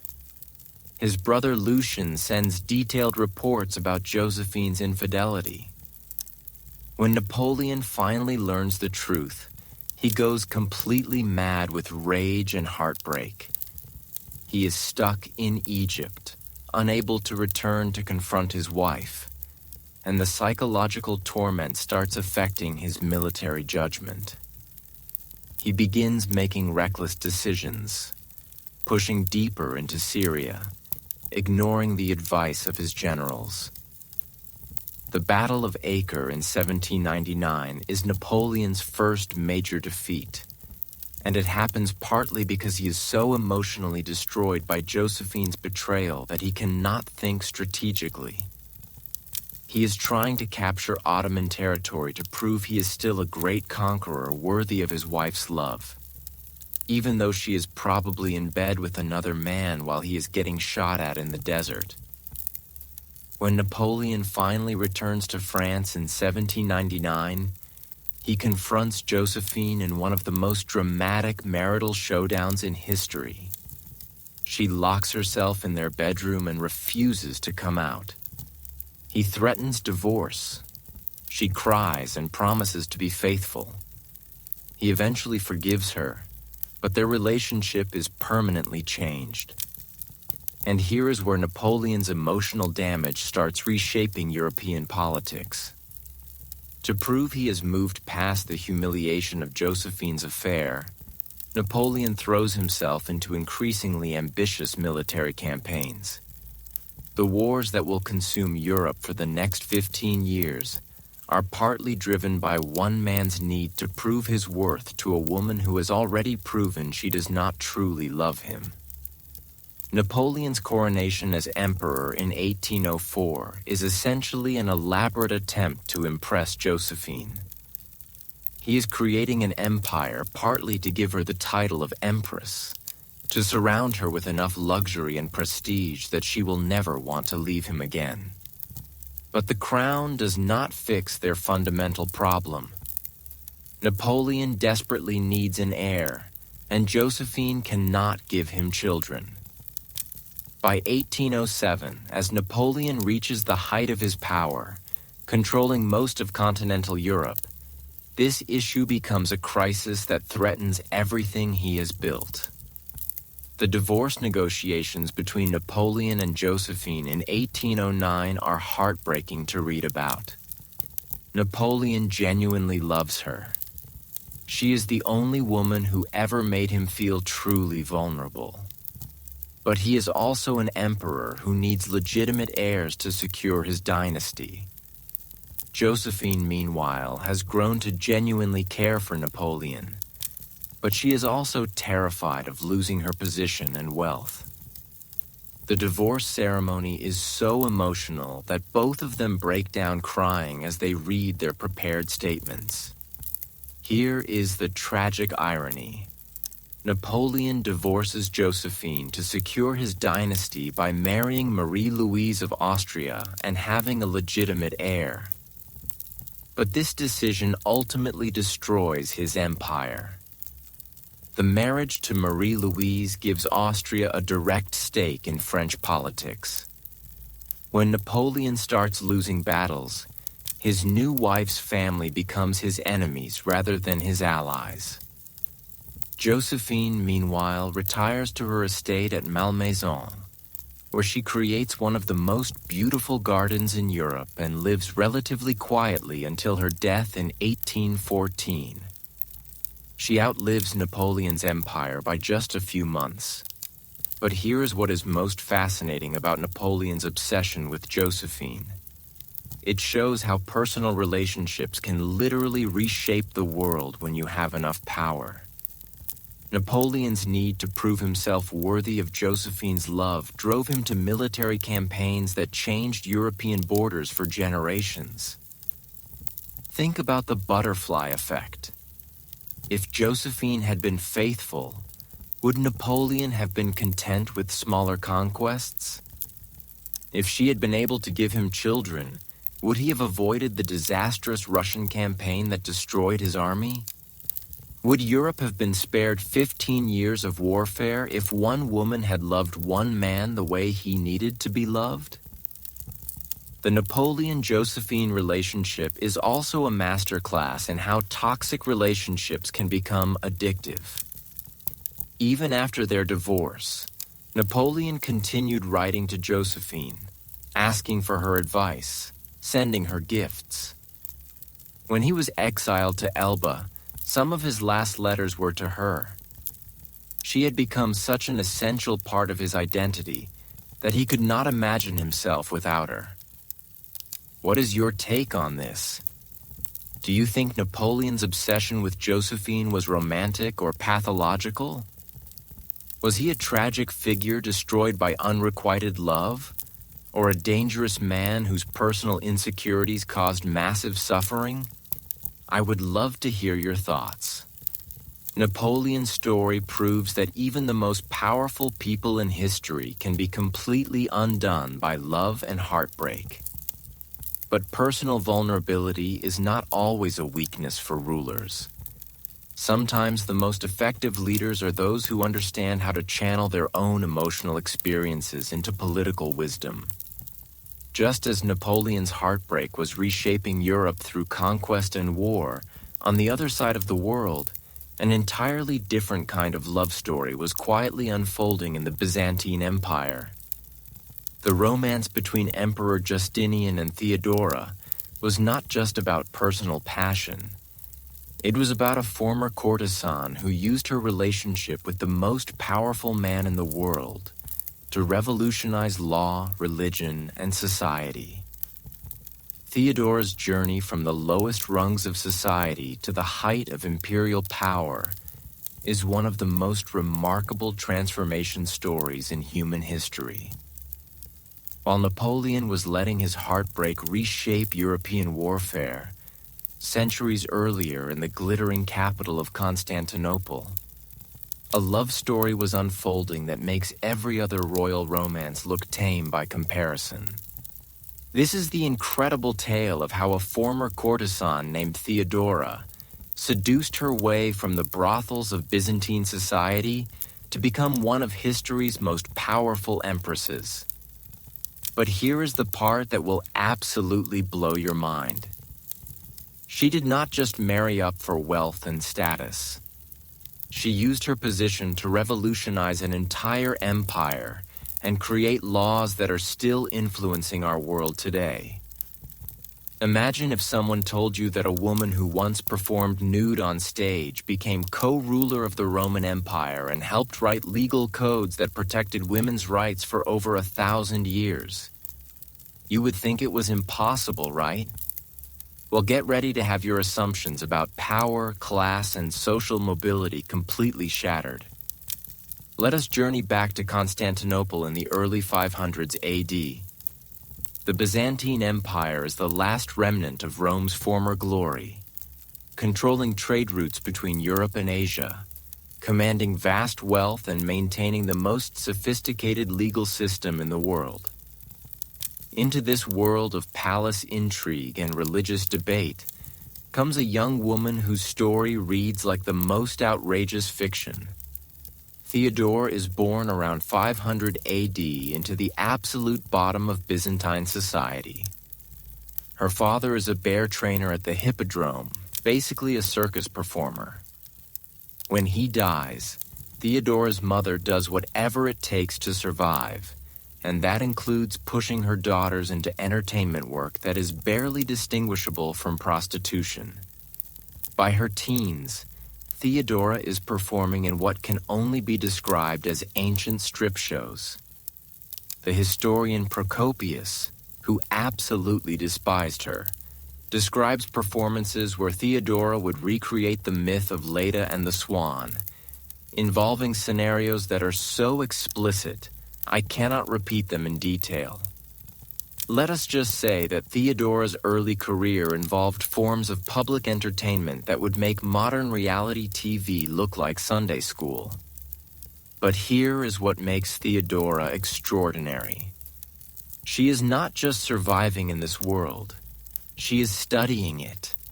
She is learning how power works, how men think, how to read people's desires and weaknesses. She is becoming a master manipulator in the most sophisticated society on Earth. Then something changes Theodora's trajectory completely. Around 520 AD, she meets a man named Hesebulus, a provincial governor who takes her to North Africa as his mistress. But the relationship sours, and Hesebulus abandons her in Alexandria, Egypt. Theodora finds herself alone, broke, and thousands of miles from Constantinople. This is where Theodora's story takes a fascinating turn. Instead of returning to her old life, she uses her time in Alexandria to completely reinvent herself. She studies with Christian theologians, learning about monophysite Christianity, a complex theological position that will later influence imperial policy. She's essentially getting a graduate education in religion and philosophy. When Theodora returns to Constantinople around 522 AD, she is transformed. Gone is the crude entertainer. In her place is a sophisticated woman who can discuss theology with bishops and philosophy with scholars. She has learned to dress elegantly, speak eloquently, and present herself as a refined lady rather than a former prostitute. And that is when she meets Justinian. Justinian is the nephew of Emperor Justin the First, a man clearly destined for the throne himself. He is intelligent, ambitious, and completely fascinated by this mysterious woman who seems to understand the complexities of power better than most nobles who were born to it. But their relationship creates a massive scandal. Byzantine law explicitly forbids senators from marrying actresses, and Theodora's past makes her completely unsuitable as a potential empress. The imperial court is horrified. Justinian's family tries desperately to break them up. Here is where the story gets really incredible. Justinian is so obsessed with Theodora that he is willing to change the law itself to marry her. In 525 AD, he convinces his uncle, Emperor Justin, to repeal the law preventing senators from marrying actresses. Think about that. Theodora's love affair literally rewrote imperial legislation. When they finally marry in 525 AD, it is one of the most shocking social climbs in human history. A woman who was performing nude in theaters less than a decade earlier is now positioned to become empress of the Byzantine Empire.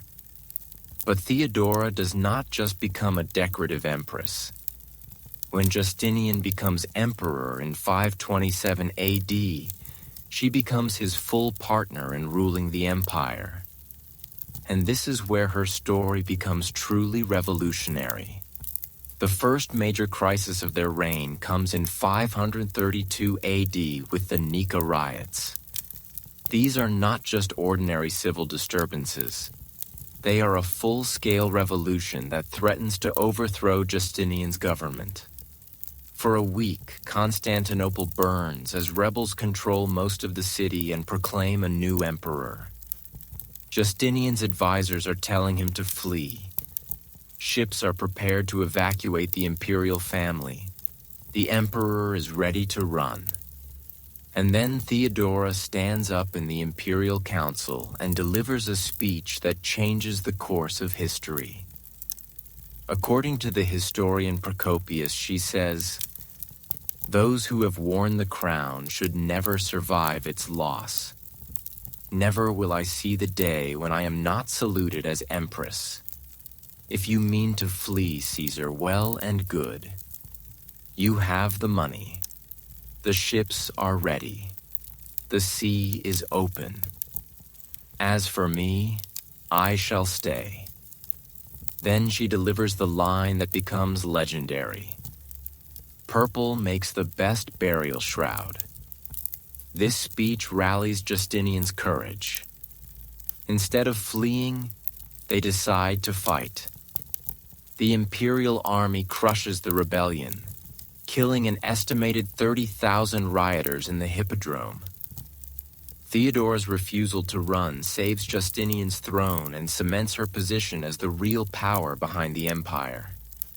But Theodora's influence goes far beyond crisis management. She uses her position to revolutionize Byzantine law and society. Remember, this is a woman who experienced the absolute worst of what society could do to women. And now she has the power to change it. Working with Justinian, Theodora pushes through legal reforms that are absolutely revolutionary for the 6th century.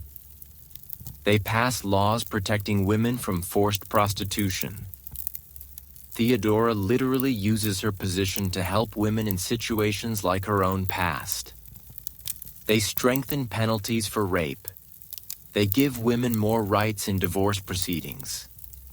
Most remarkably, they pass laws allowing former prostitutes to marry into respectable society and inherit property. Theodora is essentially legalizing her own social transformation and extending those opportunities to other women. Theodora also becomes a major force in religious politics. She supports monophysite Christianity, often in opposition to her husband's policies. She provides sanctuary for persecuted monophysite clergy in the imperial palace. She's using her position to protect religious minorities again, drawing on her own experience of being marginalized and persecuted. The most famous example of Theodora's religious influence involves Pope Vigilius. When theological disputes threaten to tear apart the empire, Theodora literally has the Pope kidnapped and brought to Constantinople for negotiations. She is not just influencing policy, she is directly commanding the leader of Western Christianity. What is so remarkable about Theodora's story is how she uses every aspect of her background as a source of strength. Her experience in the theater gives her an understanding of how to perform power convincingly. Her time as a courtesan teaches her how to read and manipulate people. Her religious studies give her intellectual credibility. Her experience of poverty and marginalization makes her a passionate advocate for the powerless.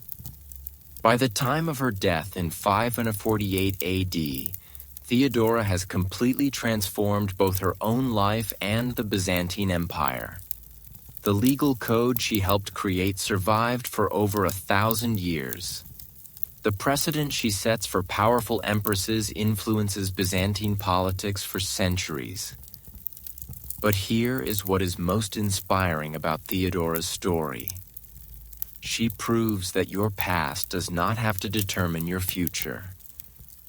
In a society that believed social mobility was impossible, she climbed from the absolute bottom to the absolute top through intelligence, determination, and strategic thinking. Theodora's transformation also challenges our assumptions about power and respectability. The skills that made her successful as a courtesan reading people, understanding desire, performing convincingly were exactly the skills that made her an effective empress. What do you think about Theodora's journey?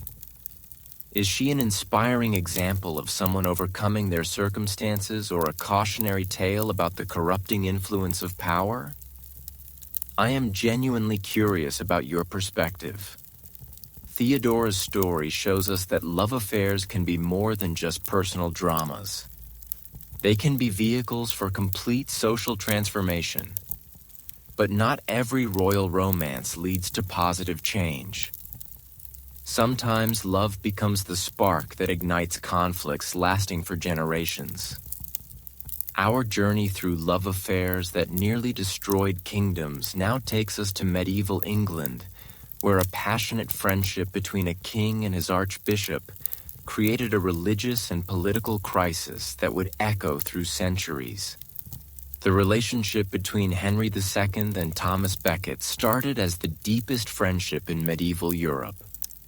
But it ended in murder, martyrdom, and a conflict between church and state that still influences our world today. From Theodora's remarkable transformation in Byzantium, we find ourselves in medieval England, where another intense relationship was about to tear apart both a kingdom and the foundations of European Christianity.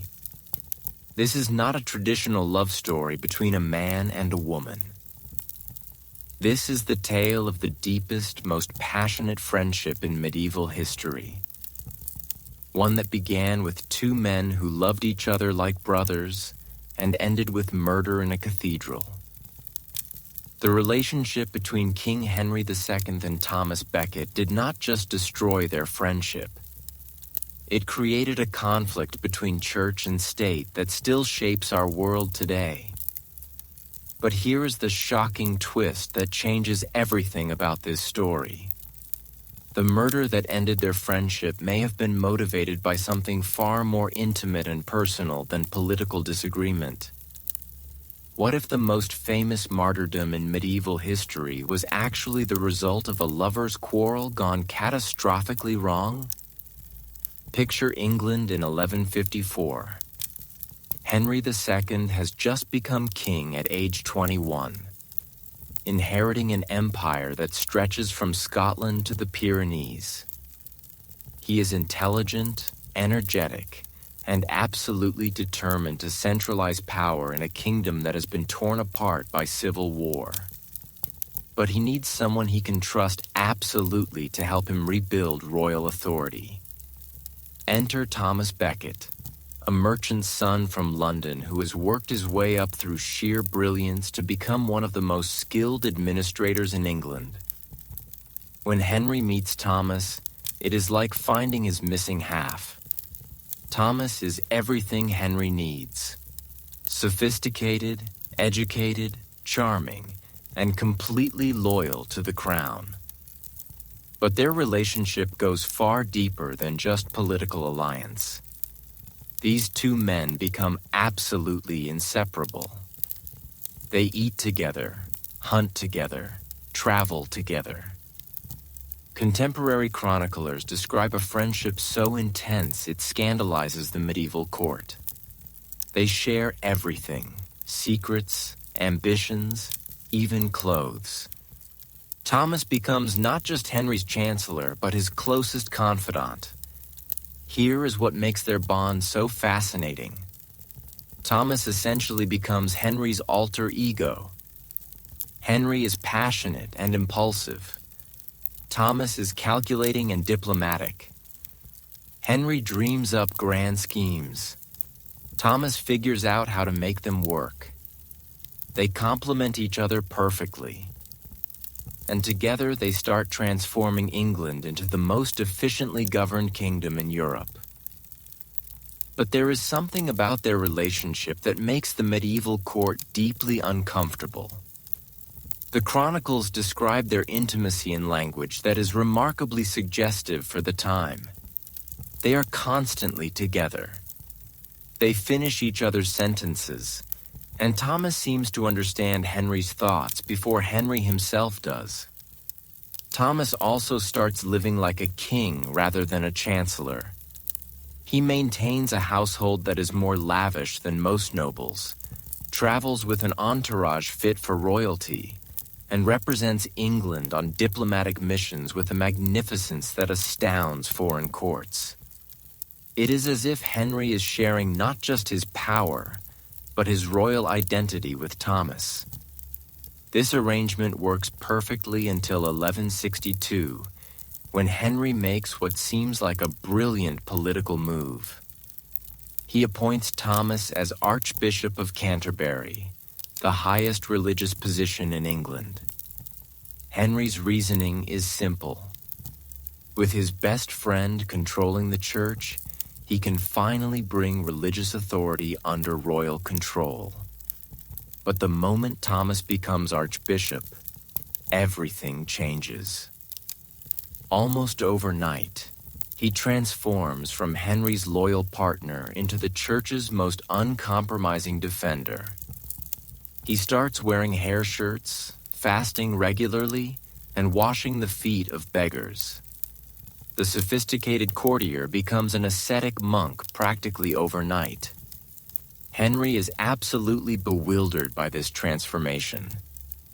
The man who used to share his every thought is now opposing his every policy. When Henry tries to extend royal justice over church courts, Thomas refuses. When Henry demands that church revenues help fund royal projects, Thomas says no. The partnership that once seemed unbreakable suddenly becomes a bitter conflict. But here is what makes their break so heartbreaking. You can see in the historical records how desperately Henry tries to win Thomas back. He sends messengers begging Thomas to reconsider. He offers compromises he would never offer to anyone else. He is like a heartbroken lover trying to save a relationship that is already over. Thomas, meanwhile, seems equally tormented by the conflict. He genuinely loves Henry, but he is convinced that God is calling him to defend the church against royal interference. He is torn between his earthly loyalty to Henry and his spiritual duty to the church. The conflict reaches crisis in 1164 with the Constitutions of Clarendon, Henry's attempt to formally define the relationship between church and royal authority. When Thomas initially agrees to the constitutions but then changes his mind and refuses to seal them, Henry feels completely betrayed. What happens next reads like the medieval equivalent of a messy breakup. Thomas flees England in exile, spending 6 years in France, writing angry letters to Henry and appealing to the Pope for support. Henry, meanwhile, is seizing church property and making Thomas's life as difficult as possible. But even during their estrangement, you can see how much they still care about each other. Henry repeatedly sends envoys trying to negotiate Thomas's return. Thomas writes letters that are angry, but also deeply personal, full of references to their shared past and their former intimacy. The reconciliation in 1170 seems like it might heal their relationship. Thomas returns to England, and for a moment it looks like they might recapture their old partnership.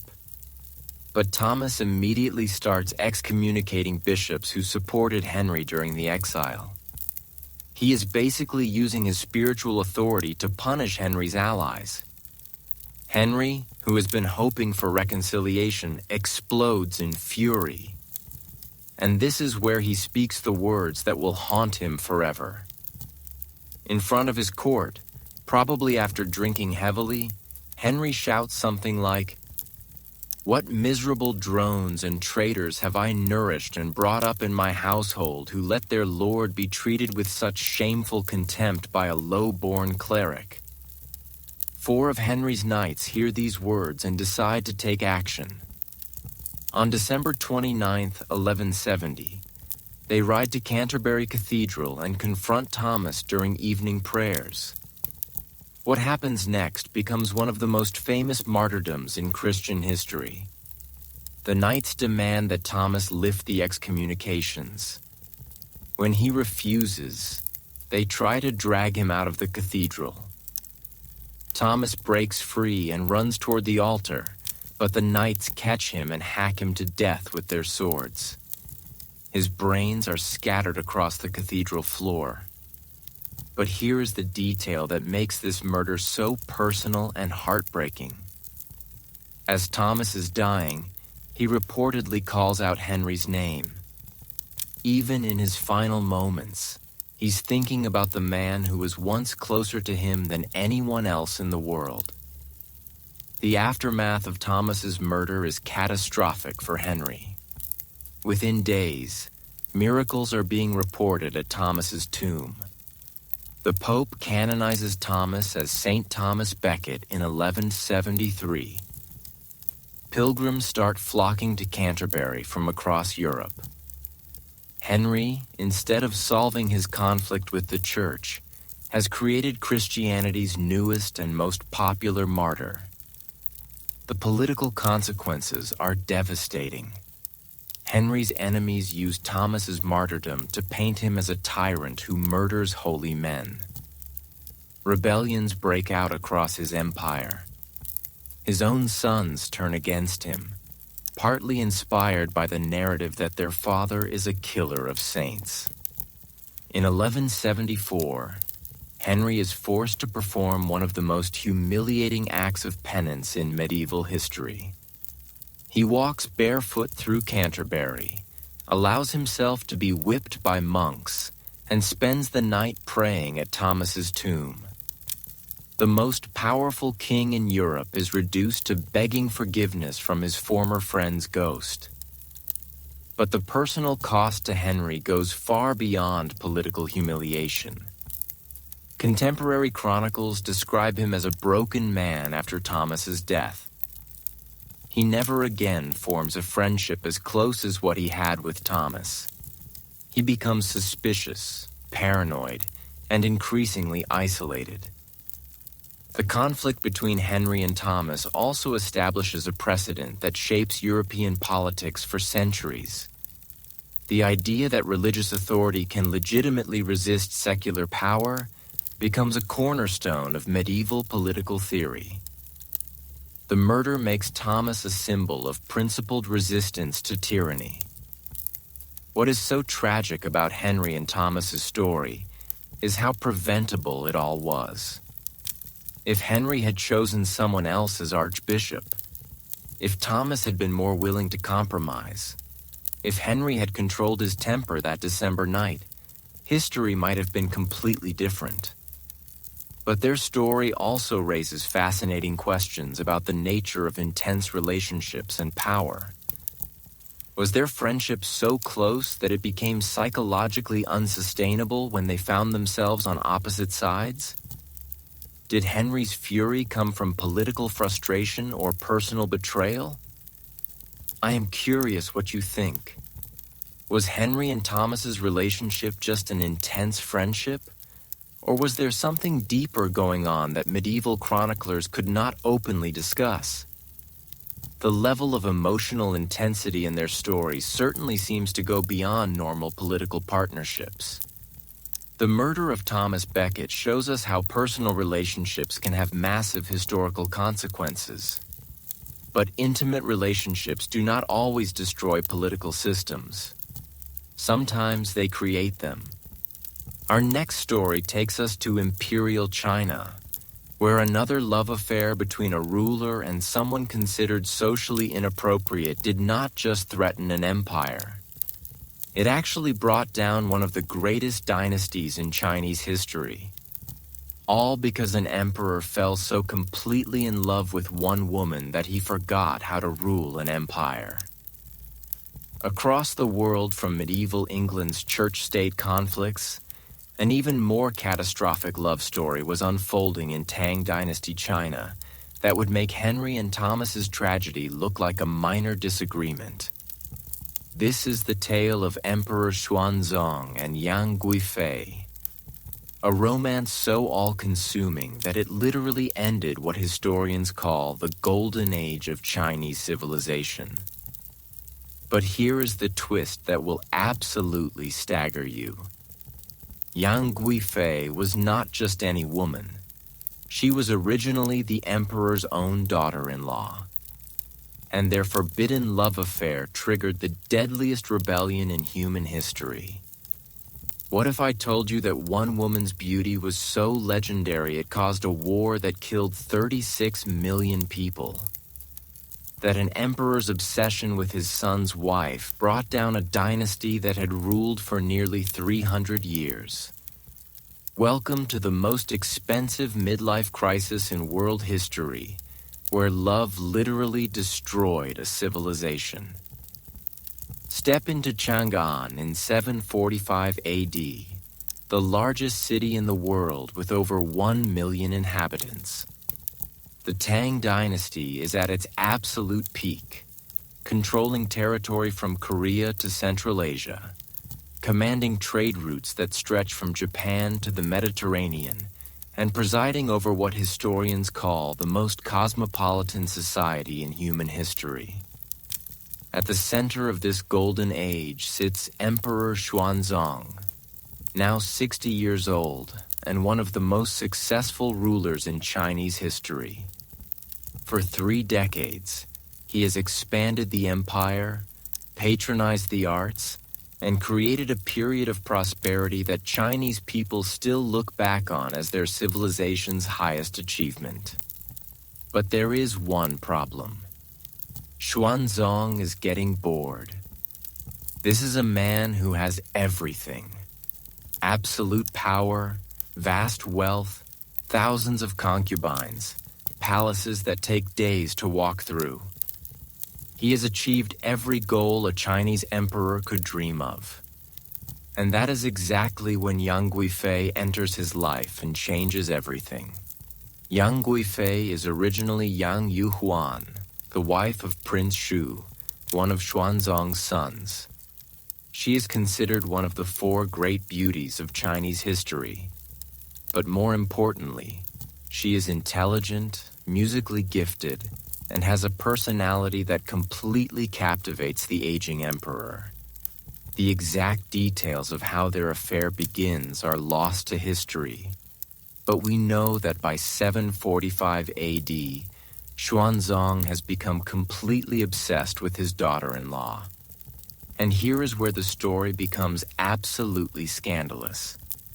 Instead of keeping the affair secret, Xuanzong decides to make Yang Guifei his official concubine.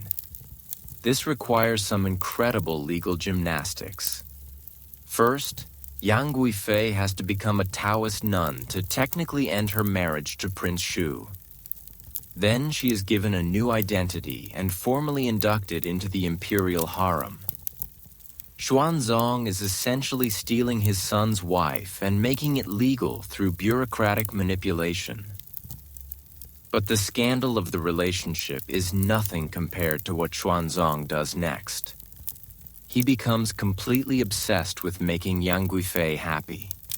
This 60-year-old emperor who spent decades focused on governance and military strategy suddenly starts spending all his time and energy on romantic gestures. The scale of Xuanzong's romantic gestures is absolutely mind-boggling. When Yang Guifei mentions she likes lychee fruit, which only grows in southern China, Xuanzong establishes a relay system of fast horses to bring fresh lychees from Guangzhou to Chang'an, a journey of over 1,000 miles. Think about that. He's using the imperial postal system designed for urgent military communications to deliver fruit to his girlfriend. Yang Guifei loves to dance, so Xuanzong builds her private theaters and hires the best musicians in the empire to compose music just for her performances. She enjoys luxury, so he showers her with jewels, silks, and perfumes that cost more than most provincial budgets. But here is where Xuanzong's obsession starts affecting the empire. He begins neglecting his imperial duties to spend time with Yang Guifei. Court sessions are canceled because the emperor is watching his concubine practice dance. Military briefings are postponed because Xuanzong is composing poetry for Yang Guifei. The really dangerous change is that Xuanzong starts letting Yang Guifei's family members into positions of power. Yang Guifei's cousin, Yang Guozhong, becomes the Chancellor of China, despite having no qualifications beyond his family connection. Other Yang family members receive provincial governorships, military commands, and high court positions. This nepotism creates a massive problem because the Yang family has no idea how to actually run an empire. They are focused on enriching themselves rather than governing effectively. Meanwhile, Xuanzong is so blinded by love that he does not notice how badly his empire is being mismanaged. The poet Du Fu, writing during this period, captures the empire's decline perfectly. Behind the vermilion gates, wine and meat go to waste, while on the roads lie the bones of those frozen to death. While Xuanzong and Yang Guifei are enjoying lavish banquets, ordinary Chinese people are suffering from neglect and corruption. But the real crisis comes from the military side of the empire. To pay for Yang Guifei's luxuries and her family's corruption, Xuanzong raises taxes dramatically. He also starts relying heavily on foreign generals to control frontier regions because they are cheaper than Chinese troops. One of these foreign generals is An Lushan, a man of Central Asian and Turkish descent who commands the northeastern frontier. And Lushan is brilliant, ambitious, and completely ruthless. He is also smart enough to recognize that Xuanzong's obsession with Yang Guifei has created a power vacuum that he can exploit.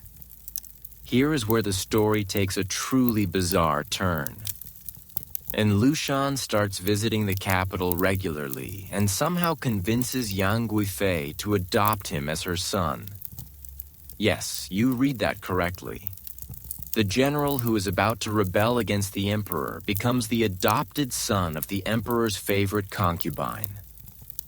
This adoption gives An Lushan incredible access to the imperial court. He can visit Yang Guifei privately, attend palace banquets, and observe firsthand how distracted and weak Xuanzong has become. He is essentially conducting reconnaissance for his future rebellion while being welcomed as a family member. The An Lushan rebellion explodes in 755 AD, and it is absolutely devastating. An Lushan commands experienced frontier troops who easily defeat the pampered imperial armies. Within months, he captures the secondary capital of Luoyang and proclaims himself emperor of a new dynasty. As An Lushan's forces march toward Chang'an, Xuanzong finally realizes the catastrophic consequences of his romantic obsession. But it is too late. The imperial army is unprepared. The government is paralyzed by corruption, and the people have lost faith in a dynasty that has been neglecting them for a decade.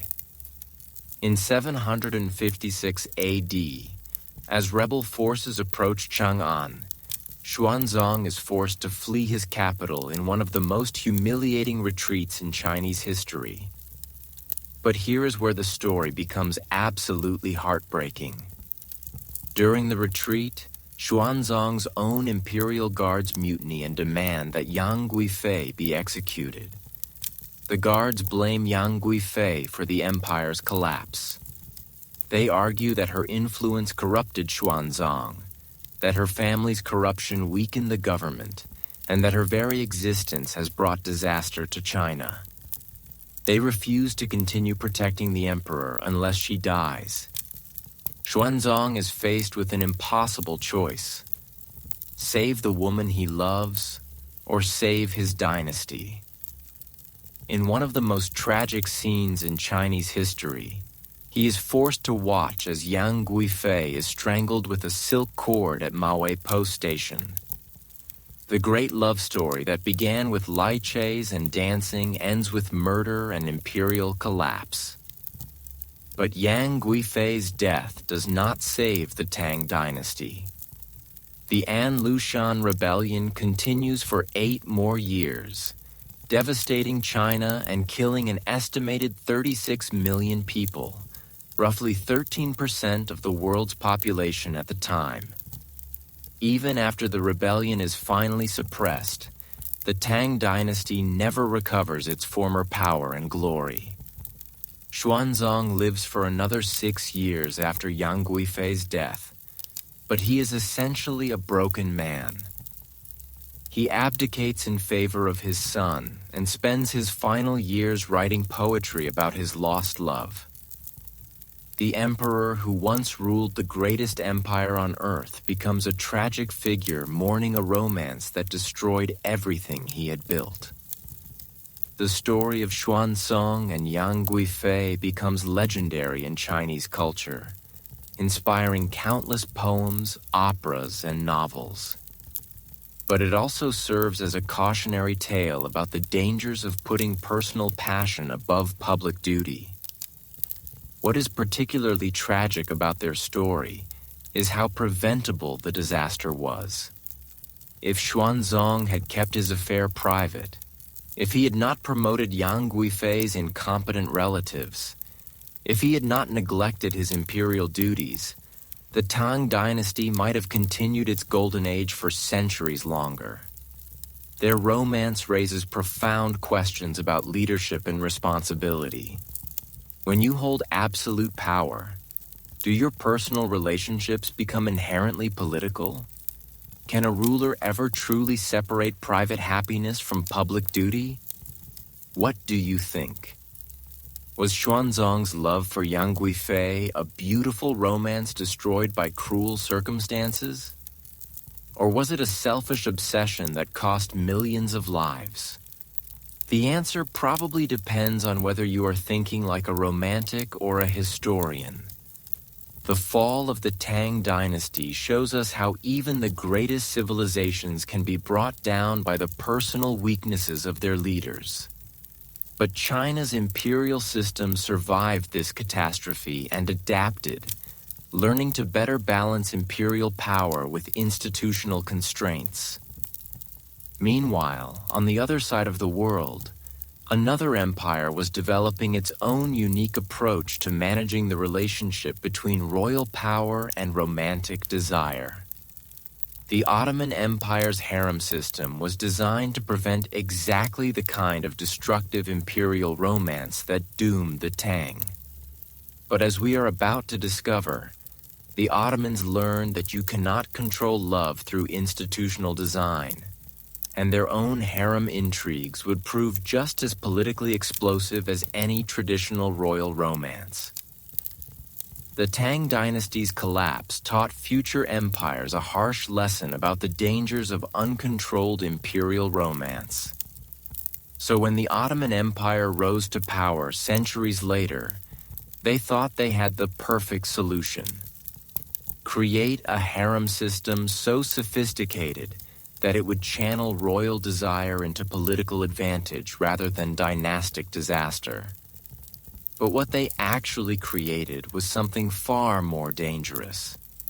A hidden kingdom of women who learned to rule an empire from behind veils and locked doors. This is the story of how the Ottoman harem became the real seat of power in one of history's greatest empires. Here is what will absolutely shock you about the Ottoman harem. It was not just a pleasure palace for sultans. It was the most effective political training ground for women in the medieval world. These were not passive concubines waiting around to please their master. They were brilliant political operators who manipulated succession, controlled imperial policy, and essentially ruled the Ottoman Empire for over a century. Welcome to the era historians call the Sultanate of Women, where the most powerful people in the empire were not the sultans, they were their mothers. Transport yourself to the Topkapi Palace in Istanbul around 1520. The Ottoman Empire stretches from the gates of Vienna to the Indian Ocean, controlling 3 continents and ruling over 15 million people. At the heart of this vast empire sits the imperial harem, a complex of over 300 rooms housing up to 1,000 women at its peak. But this is not the Hollywood version of a harem you might imagine. The imperial harem is more like a combination of Harvard Business School, the CIA, and a royal court all rolled into one. The women here are not just beautiful. They are intelligent, educated, and trained in everything from languages and music to politics and espionage. Here is how the system is supposed to work. Young girls, usually captured in raids or sent as tribute, are brought to the harem as children. They are educated, converted to Islam, and trained in court etiquette. The most talented rise through a strict hierarchy, from novice to lady-in-waiting to concubine. If they are lucky enough to catch the Sultan's attention and bear him a son, they might become a consort with real political influence. The theory is brilliant. Instead of dangerous dynastic marriages with foreign powers, Ottoman sultans will choose their partners from women who have no external political connections, no foreign interference, no divided loyalties, no messy diplomatic complications, just pure imperial control. But the women in the harem quickly figure out how to turn this system to their advantage. And the master of this game is a woman known to history as Roxolana or Hurrem Sultan. Roxolana arrives in the harem around 1520 as a teenage captive from what is now Ukraine. By all accounts, she is not the most beautiful woman in the harem, but she has something far more valuable. She is absolutely brilliant at reading people and understanding power dynamics. When Sultan Suleiman the Magnificent notices her, Roxolana does not just try to please him. She makes herself indispensable to him. She learns to read and write Ottoman Turkish perfectly. She becomes his advisor on political matters. Most importantly, she convinces him to break centuries of Ottoman tradition and marry her officially. This is absolutely revolutionary. Ottoman sultans do not marry their concubines. It gives the women too much official status and their children too strong a claim to succession. But Roxolana is so skillful at manipulation that she convinces Suleiman to make her his legal wife, giving her unprecedented power and protection. But Roxolana's real masterstroke is how she eliminates her competition. The Ottoman succession system is brutally simple. When a sultan dies, his sons fight it out, and the winner kills all his brothers to prevent future civil wars. Roxolana has several sons, but there is already an older prince, Mustafa, from another consort who is the obvious heir. So, Roxolana does something absolutely Machiavellian. She convinces Suleiman that Mustafa is plotting against him. She plants evidence, manipulates court gossip, and gradually builds a case that his eldest son is a traitor. In 1553, Suleiman has Mustafa strangled, clearing the path for Roxolana's own sons to inherit the throne. The implications of this are staggering. Roxolana, a former slave girl from a Ukrainian village, has successfully manipulated the succession of the most powerful empire in the world. She has essentially chosen who will rule over 15 million people. But Roxolana's influence extends far beyond palace intrigue. She becomes Suleiman's partner in governing the empire. She corresponds with foreign rulers, influences military campaigns, and even funds major construction projects, including mosques and charitable institutions that still exist today. When Roxolana dies in 1558, She has established a template that other harem women quickly learn to follow. The next generation of imperial women becomes even more politically sophisticated. The woman who takes this system to its logical extreme is Nurbanu Sultan, who rules the Ottoman Empire as regent for her son Murad III in the late 1500s. Nurbanu does not just influence policy from behind the scenes. She essentially becomes the de facto ruler of the empire. Foreign ambassadors quickly learn that if they want anything done in the Ottoman government, they need to negotiate with Nurbanu rather than her son. Venetian diplomatic reports from this period describe her as the true sultan who makes all major decisions while Murad focuses on pleasures and ceremonies. But the most powerful woman in Ottoman history is probably Kosum Sultan, who dominates imperial politics for over 40 years in the early 1600s. Kosum serves as regent for two different sultans. First her son Murad IV, then her grandson Mehmed IV. For decades, she is essentially the ruler of the Ottoman Empire. Kosum's political skills are absolutely extraordinary. She manages to maintain power through palace coups, military rebellions, and succession crises that would have destroyed less capable rulers. She is negotiating with foreign powers, commanding military campaigns, and making economic policy decisions. The Venetian ambassador, Alvise Contarini, writes about Kosum. She possesses the greatest authority and rules the empire with absolute dominion. Think about that. A Venetian diplomat is reporting that the Ottoman Empire is being ruled by a woman who was originally captured as a child and sold into slavery. But here's what makes the Sultanate of Women so fascinating. These women are operating within a system designed to control them. Yet they have turned it into a mechanism for wielding unprecedented power. They are using the very constraints of harem life. The secrecy, the isolation, the focus on personal relationships as tools for political manipulation. The harem women become masters of soft power in ways that would impress modern political scientists. They build networks of loyal allies throughout the empire. They use charitable works to build public support. They manipulate succession laws to ensure their children inherit power. They are essentially running a shadow government from within the palace walls. But this female-dominated system also creates its own problems.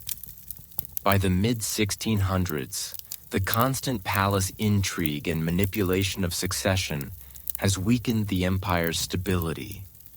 Sultans are chosen based on their mother's political skills rather than their own governing abilities. Military leadership suffers because promotion depends more on palace connections than battlefield competence. The assassination of Kosem Sultan in 1651 marks the end of the Sultanate of Women era. She is strangled by rival court factions who have grown tired of female domination of imperial politics. But by then, the precedent has been set. Ottoman women have proven that even in the most restrictive societies, intelligence and determination can overcome seemingly impossible barriers to power. What is remarkable about the Ottoman harem system is how it demonstrates that institutional design can never completely control human nature. The Ottomans thought they were creating a system to manage imperial romance safely. But what they actually created was a training ground for some of history's most effective female political leaders. The harem women's success also challenges our assumptions about power and gender in historical societies. We tend to think of medieval and early modern women as powerless, But the Sultanate of Women shows us that women could wield enormous influence even in societies that seem designed to exclude them from politics. Do you think the harem system was progressive for giving women a path to power or oppressive for limiting their opportunities to that single avenue? It is a complex question that does not have easy answers. The Ottoman story shows us that love and politics are always interconnected, no matter how much rulers try to separate them. Even the most carefully designed institutional systems cannot eliminate the human elements of desire, ambition, and emotional manipulation from governance.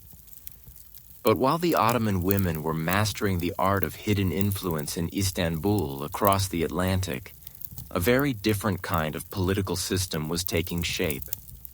The American Republic was supposed to be immune to the kind of royal scandals that had plagued European monarchies for centuries. Yet even in this new world of democratic ideals, the Founding Fathers would discover that love affairs and sexual scandals could be just as politically explosive as any royal romance. The early years of American democracy would be rocked by scandals involving the very men who created the nation. While Ottoman women were wielding secret power behind palace veils, an ocean away, a revolutionary new nation was being born with a promise that it would be different from the corrupt European monarchies plagued by royal scandals. The United States of America was supposed to be a republic of virtue led by citizen statesmen who put public service above personal desire. But what actually happened was far more human and far more scandalous than the founders ever imagined. The very men who wrote "All men are created equal" were about to prove that American democracy could produce sex scandals just as explosive as any royal romance. Here is what will absolutely blow your mind. The first major political sex scandal in American history involved the man on the tender bill. And it was so damaging it basically ended his political career. Alexander Hamilton's affair did not just threaten his marriage. It nearly destroyed the financial system he had spent years building. But even more shocking is how Thomas Jefferson, the author of the Declaration of Independence, was simultaneously conducting a relationship that challenged everything America claimed to believe about freedom and equality. Picture Philadelphia in the 1790s, the bustling capital of a young nation that is barely holding itself together. The United States has won independence, but nobody is quite sure this whole democracy experiment is going to work. The economy is a mess. Foreign powers are circling like vultures, and the Founding Fathers are already splitting into bitter political factions. At the center of this chaos stands Alexander Hamilton, probably the most brilliant financial mind in American history. Hamilton is creating America's economic system from scratch, establishing a national bank, managing the federal debt, building the infrastructure of modern capitalism. He's working 16-hour days, writing reports that are basically inventing American finance as he goes. But Hamilton has a secret that could destroy everything he has built. In 1791, while he is serving as Secretary of the Treasury, he begins an affair with a woman named Maria Reynolds. And this is not just any affair. It is a relationship that will eventually become the first major political sex scandal in American history. Maria Reynolds is married to James Reynolds, a small-time con artist who is deeply in debt. When Maria shows up at Hamilton's door claiming her husband has abandoned her and she needs money to return to her family, Hamilton is immediately smitten. She's young, beautiful, and in distress. Exactly the kind of damsel in distress scenario that appeals to Hamilton's romantic nature. What happens next is almost unbelievable. Hamilton starts an affair with Maria while secretly giving her money to help with her supposed financial troubles. But here is the twist that makes this story absolutely wild. James Reynolds has not actually abandoned his wife. He is orchestrating the entire scheme to blackmail the Secretary of the Treasury. Think about the sheer audacity of this con game. Reynolds is essentially pimping out his own wife to blackmail one of the most powerful men in America. And Hamilton, despite being one of the smartest people in the country, falls for it completely. For over a year, Hamilton continues the affair while James Reynolds systematically bleeds him for money. Reynolds demands $1,000 initially. That is about $30,000 in today's money. Then he keeps coming back for more, claiming he needs money for various emergencies. Hamilton pays every time because he is terrified of the scandal becoming public. But the scheme falls apart in 1792, when James Reynolds gets arrested for trying to defraud the government in an unrelated scam. Facing prison time, Reynolds decides to take Hamilton down with him. He starts spreading rumors that Hamilton has been using his position as Treasury Secretary for personal financial gain. When congressional investigators start looking into Hamilton's finances, they discover the payments to Reynolds. But here is where Hamilton makes a decision that is either incredibly brave or incredibly stupid. Instead of letting people think he is corrupt, he confesses to the affair. In 1797, Hamilton publishes a 95-page pamphlet called Observations on Certain Documents, basically the longest public confession in American political history. He admits in excruciating detail to his affair with Maria Reynolds and his payments to her husband. He is essentially destroying his own reputation to preserve his professional integrity. The pamphlet is so explicit and humiliating that it shocks even Hamilton's enemies. John Adams calls it the confession of a fool. Thomas Jefferson is reportedly amazed that Hamilton would publish such damaging information about himself. Hamilton has basically committed political suicide to prove he was not financially corrupt. But while Hamilton's affair is playing out in very public newspapers, an even more complex and morally troubling relationship is developing in private at Monticello. Thomas Jefferson, the man who wrote that all men are created equal, is beginning a relationship with Sally Hemings, an enslaved woman who is legally his property. Sally Hemings is the half-sister of Jefferson's deceased wife, Martha. Both women are daughters of John Wales, though Sally's mother was an enslaved woman. This means Jefferson is essentially having a relationship with his dead wife's half-sister, who also happens to be enslaved and has no legal right to refuse his advances. The relationship begins around 1787, when Jefferson is serving as ambassador to France, and Sally, then about 14 years old, joins his household as a servant to his daughter. In France, slavery is illegal, which means Sally is technically free and could choose not to return to Virginia, but she does return. And historical evidence suggests she is pregnant with Jefferson's child. What makes the Jefferson-Hemings relationship so complex is the complete power imbalance involved. Sally cannot legally say no to Jefferson's advances. She cannot leave Monticello without his permission. She cannot even legally own property or enter into contracts. Yet, historical evidence suggests their relationship lasted nearly 4 decades and produced several children. DNA evidence from the 1990s confirms that Jefferson fathered at least one of Sally Hemings' children, and possibly all 6. But what is remarkable is how successfully Jefferson kept this relationship secret during his lifetime.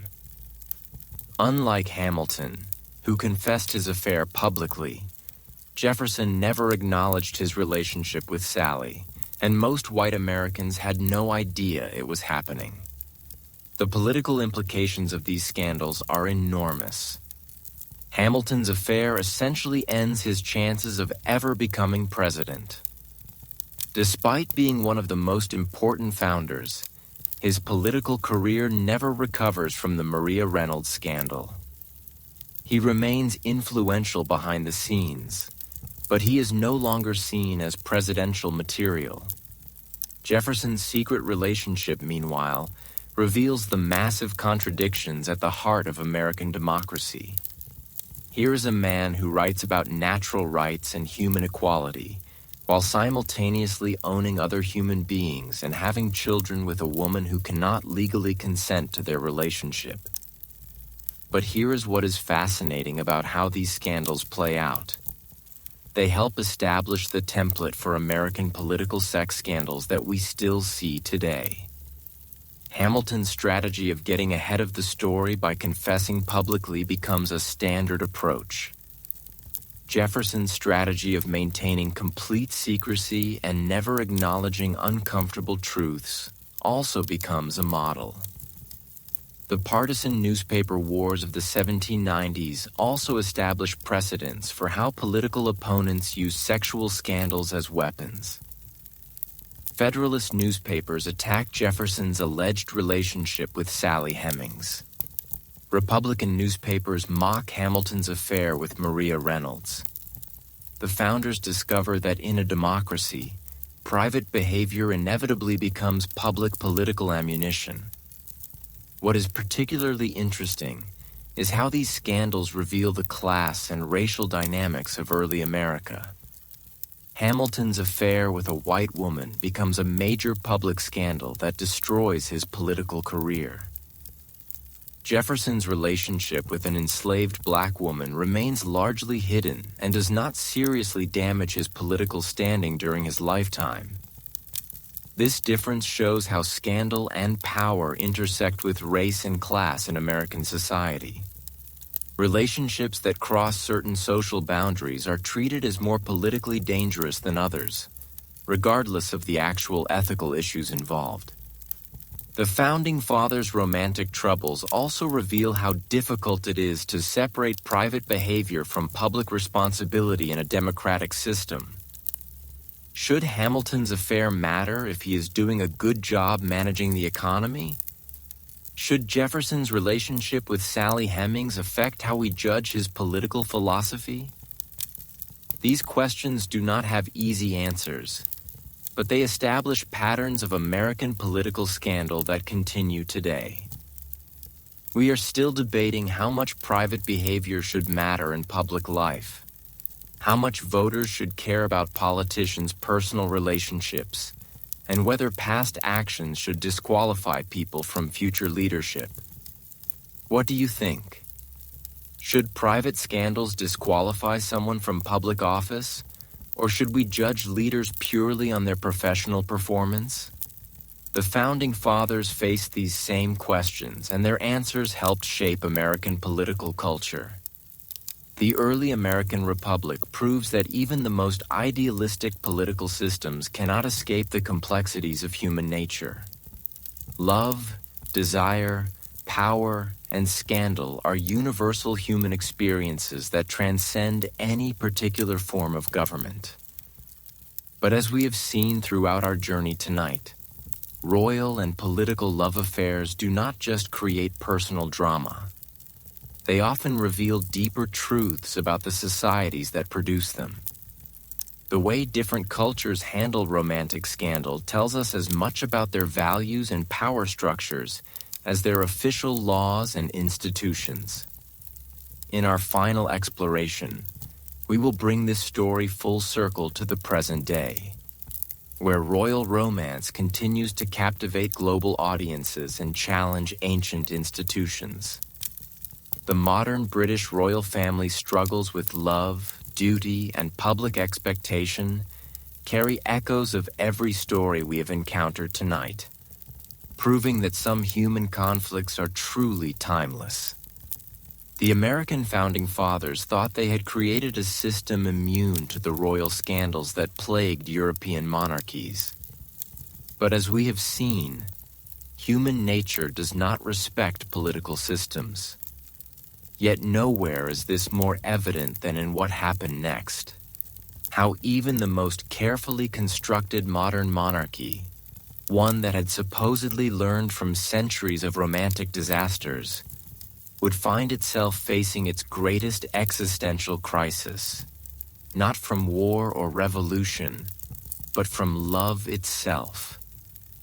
This is the story of how Princess Diana's fairy tale became a nightmare that nearly destroyed the British monarchy, and how the institution that survived Henry VIII, Edward VIII, and 2 world wars almost crumbled because of a broken marriage.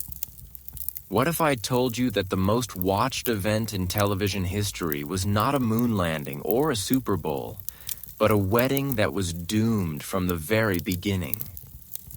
That 750 million people tuned in to watch what insiders already knew was essentially a performance designed to save a monarchy in crisis. Welcome to the modern royal romance that became the most expensive public relations disaster in British history. Step into London, July 29th, 1981. The world is captivated by what seems like the ultimate fairy tale.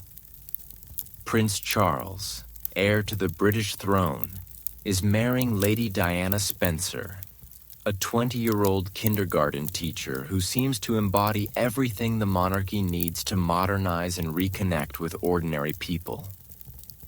But behind the pageantry and global celebration, a tragedy is already unfolding.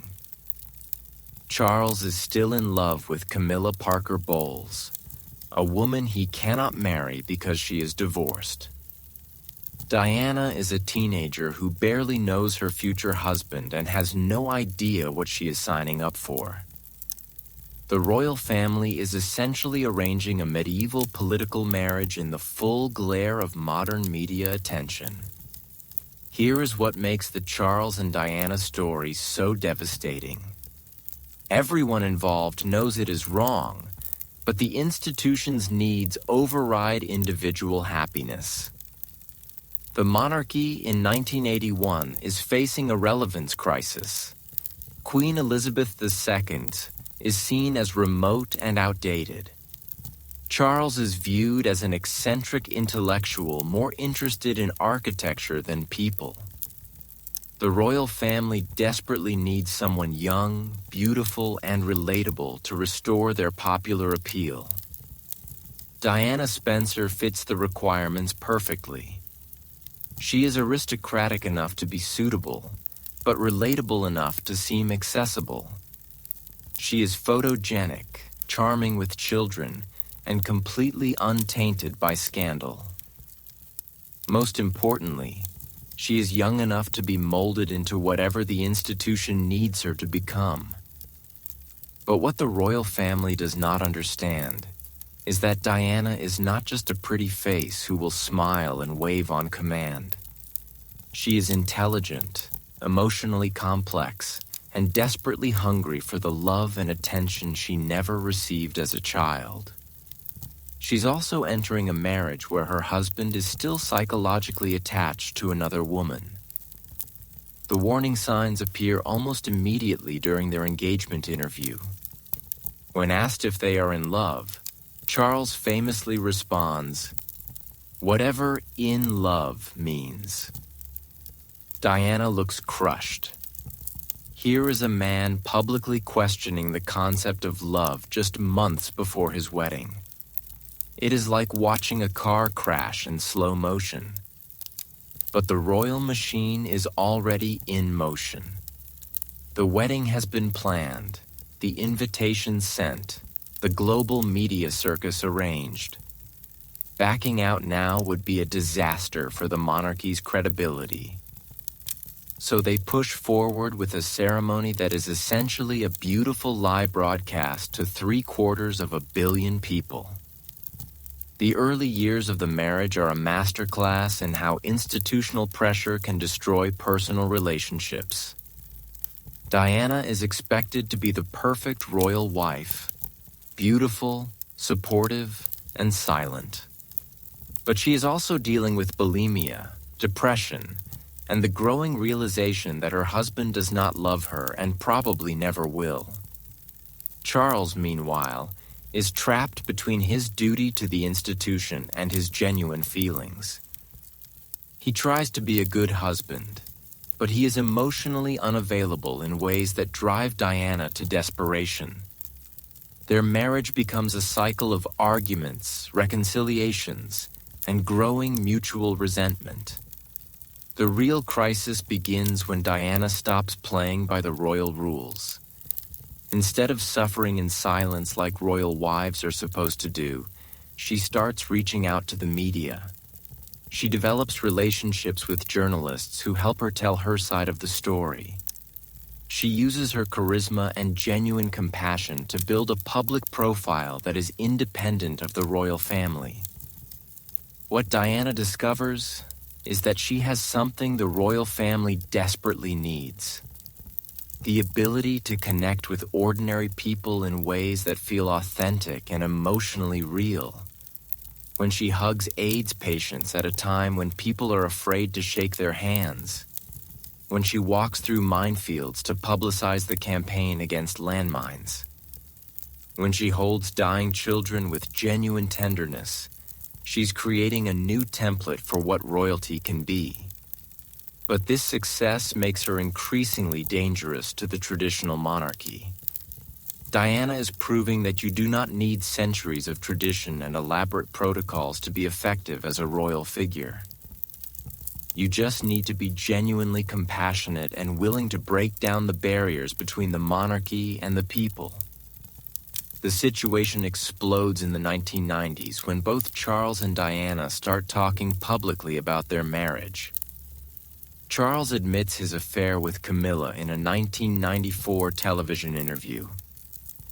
Diana responds with her own bombshell interview in 1995, where she says, "There were 3 of us in this marriage, so it was a bit crowded." That interview is watched by 23 million people in Britain alone, nearly half the population. Diana does not just criticize Charles. She essentially declares war on the entire royal system. She questions whether Charles is fit to be king, whether the monarchy understands the modern world, and whether the institution can survive without fundamental reform. The royal family's response reveals just how threatened they feel. They essentially declare war on Diana, using their media contacts to portray her as unstable, manipulative, and dangerous to the monarchy's survival. It is a vicious campaign that damages both sides, but particularly devastates Diana, who never fully understands how ruthless the royal system can be when defending itself. The divorce in 1996 is supposed to end the crisis, but it actually makes things worse. Diana keeps her title as Princess of Wales, but loses her Royal Highness status. She is essentially cast out of the royal family while remaining one of the most famous women in the world. She becomes a loose cannon with global celebrity and a grudge against the institution that rejected her. Then comes August 31st, 1997.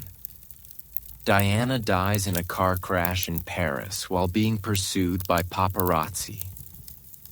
The circumstances are tragic enough, but the public reaction is unprecedented. Millions of people pour into London to mourn a woman they feel represented something the royal family had lost: the ability to show genuine emotion and human connection. The royal family's initial response nearly destroys them. They retreat to Balmoral Castle in Scotland and say nothing publicly about Diana's death for days. No flags fly at half-mast. No official statements of grief. Queen Elizabeth II seems more concerned with protecting her grandsons than acknowledging the public's need for leadership during a moment of national mourning. For the first time in modern history, the British public turns genuinely angry at the royal family. Newspaper headlines demand, "Show us you care." Crowds outside Buckingham Palace boo mentions of the royal family. There are serious discussions about whether the monarchy can survive this crisis of legitimacy. The Queen's eventual broadcast to the nation, where she acknowledges Diana as an exceptional and gifted human being, probably saves the monarchy. But the damage is profound and lasting. The royal family has been forced to confront the fact that their traditional approach to public emotion and personal relationships is completely out of step with modern expectations.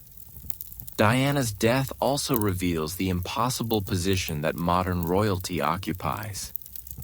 They are expected to be both ordinary and extraordinary, relatable and majestic, emotionally available and institutionally disciplined. Diana excelled at the human side of this equation, but struggled with the institutional demands. The traditional royals understood the institutional requirements, but could not connect emotionally with the public. The aftermath of Diana's death forces the royal family to completely reinvent how they approach public life. They become more accessible, more emotionally open, more willing to acknowledge personal struggles. William and Harry grow up with a very different understanding of what royal duty means than their father did. But Diana's legacy creates new problems for the monarchy. Every royal spouse is now compared to her. Every royal crisis is measured against the standard she set for emotional authenticity. The institution that once prized stability and predictability above all else now has to navigate the much more complex territory of genuine human emotion. The Diana story also shows how modern media transforms royal romance from private drama into global spectacle. Her wedding, her marriage troubles, her divorce, and her death all play out in real time before worldwide audiences.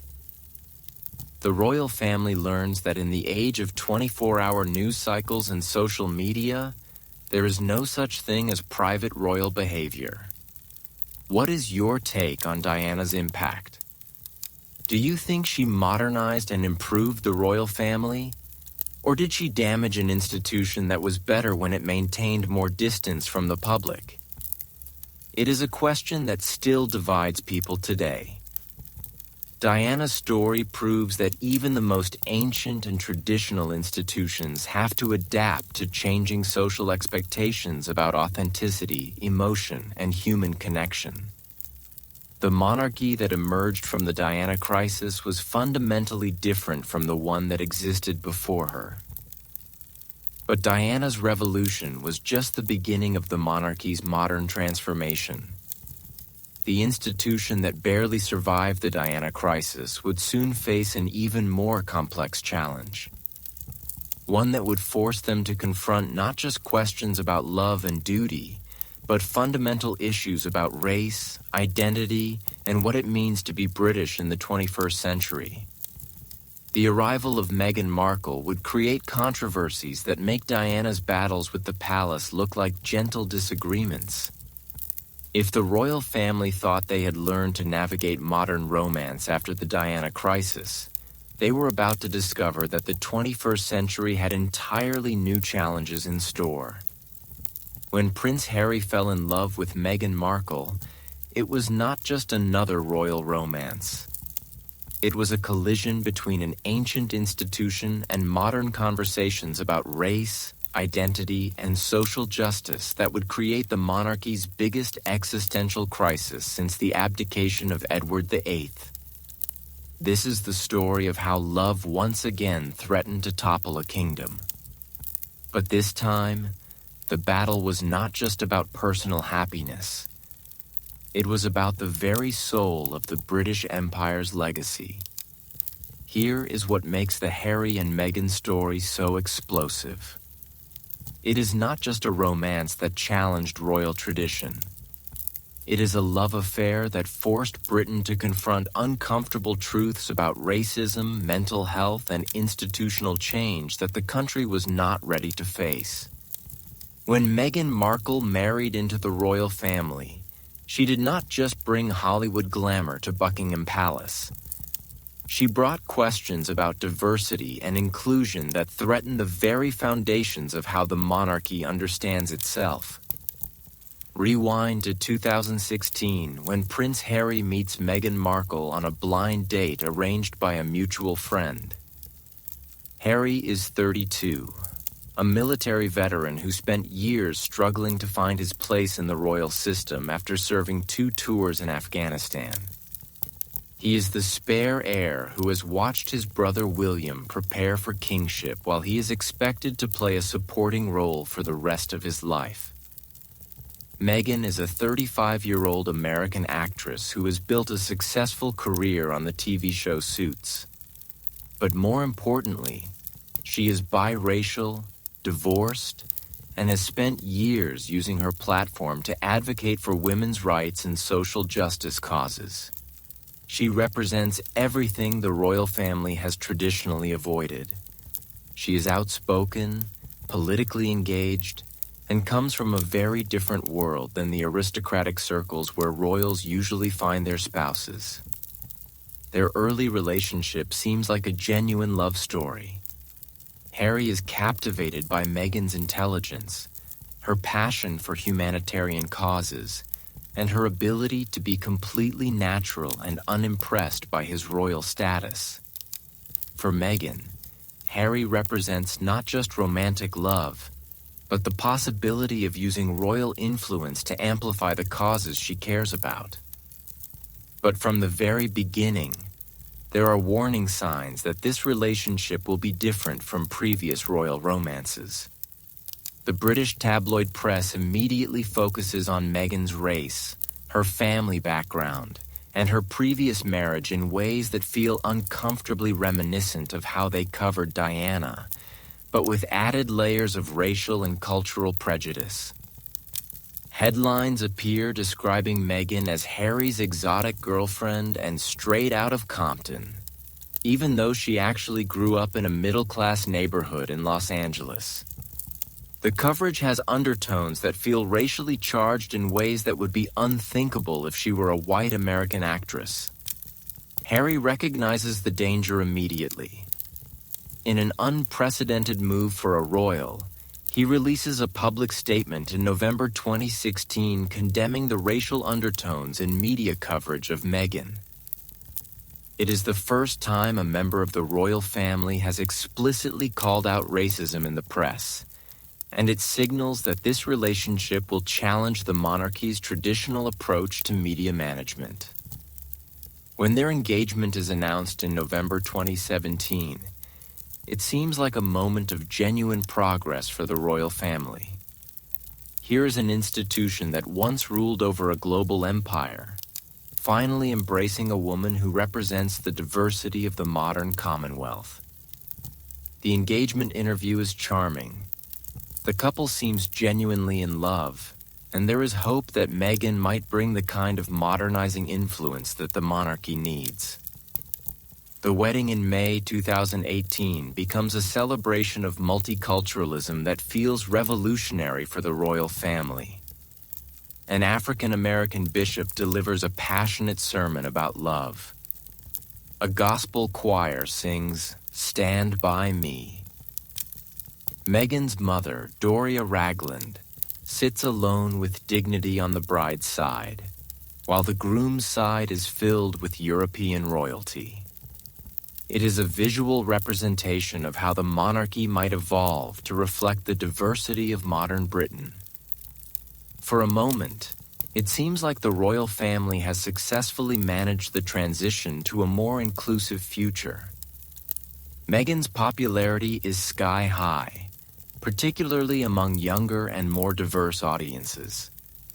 She and Harry embark on a successful tour of Australia and New Zealand, where Meghan's natural warmth and communication skills remind people of Diana at her best.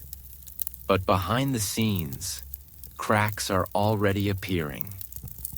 Meghan is discovering that the royal system is far more restrictive and controlling than she anticipated.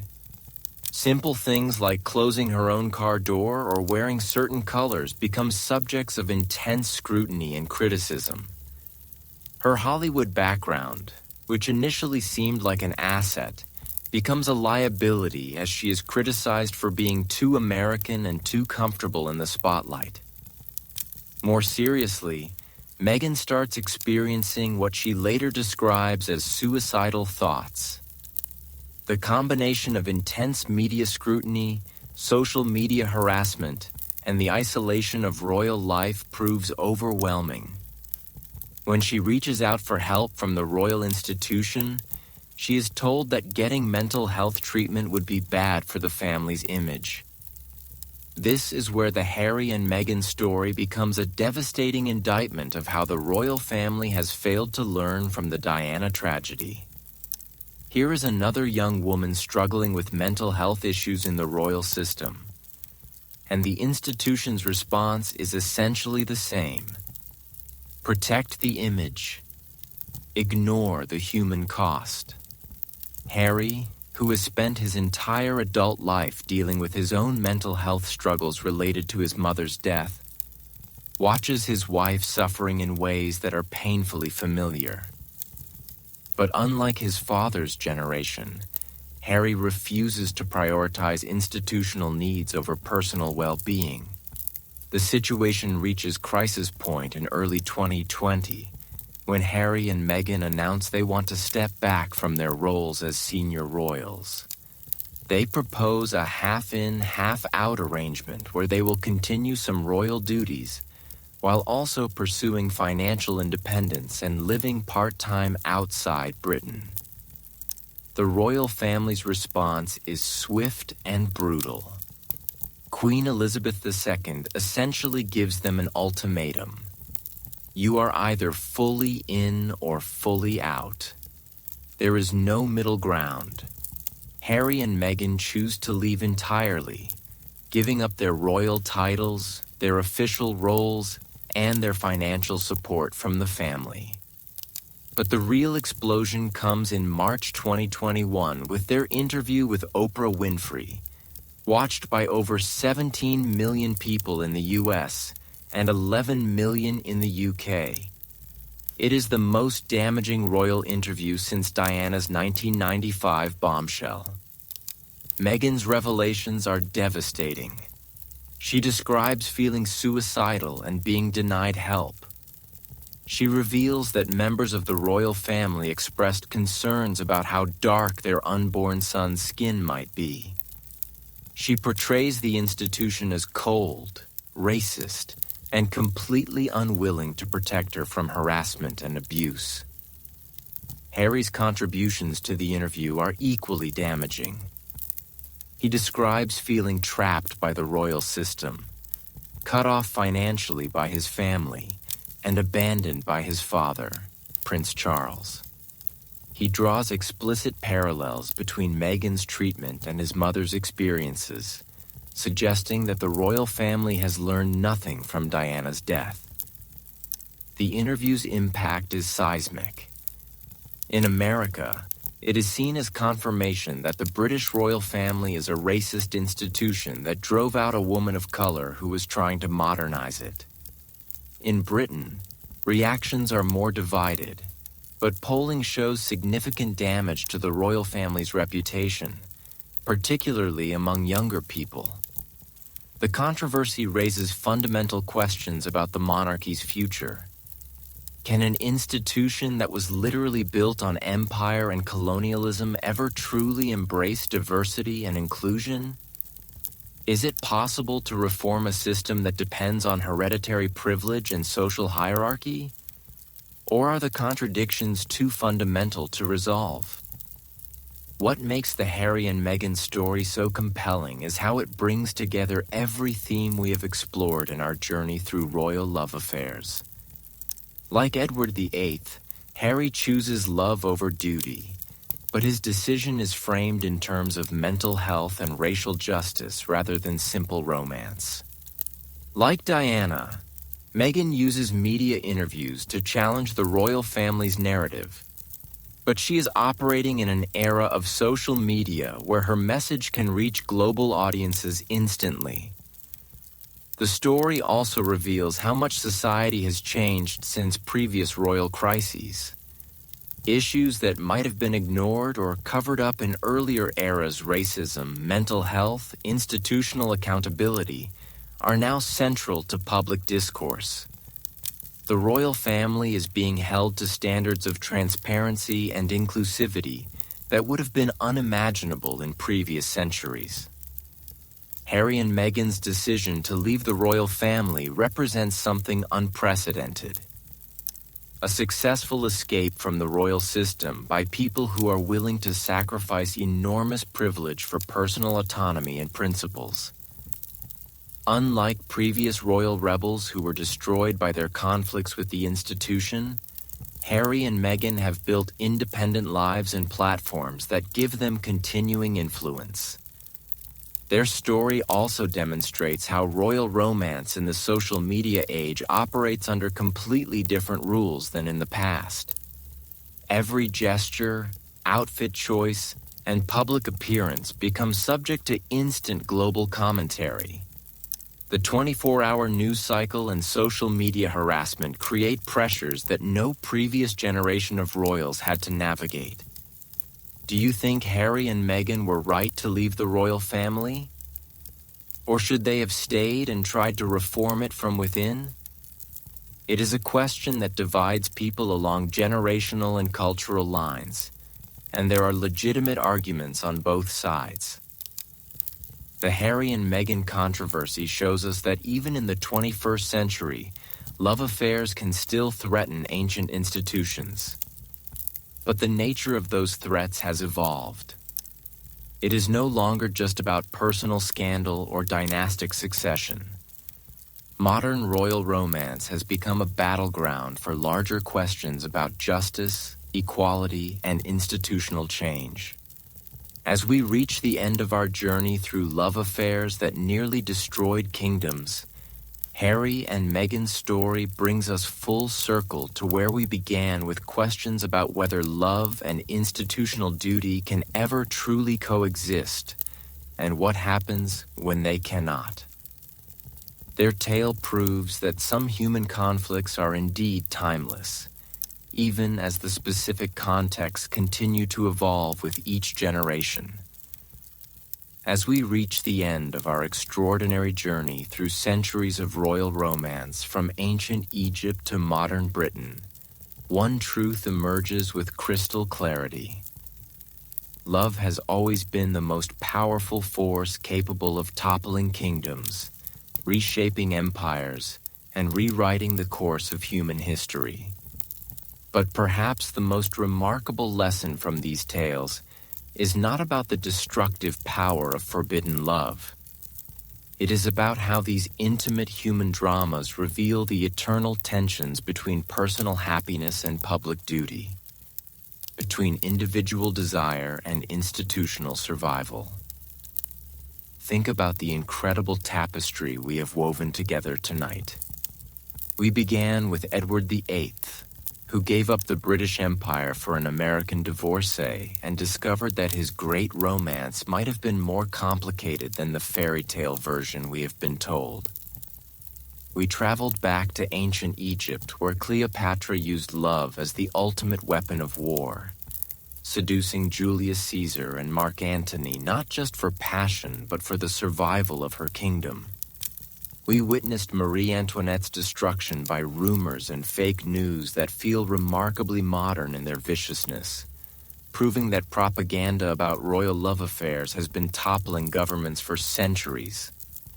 We saw Henry VIII literally break Christianity in half because he could not get a divorce, creating a body count that would make modern dictators blush.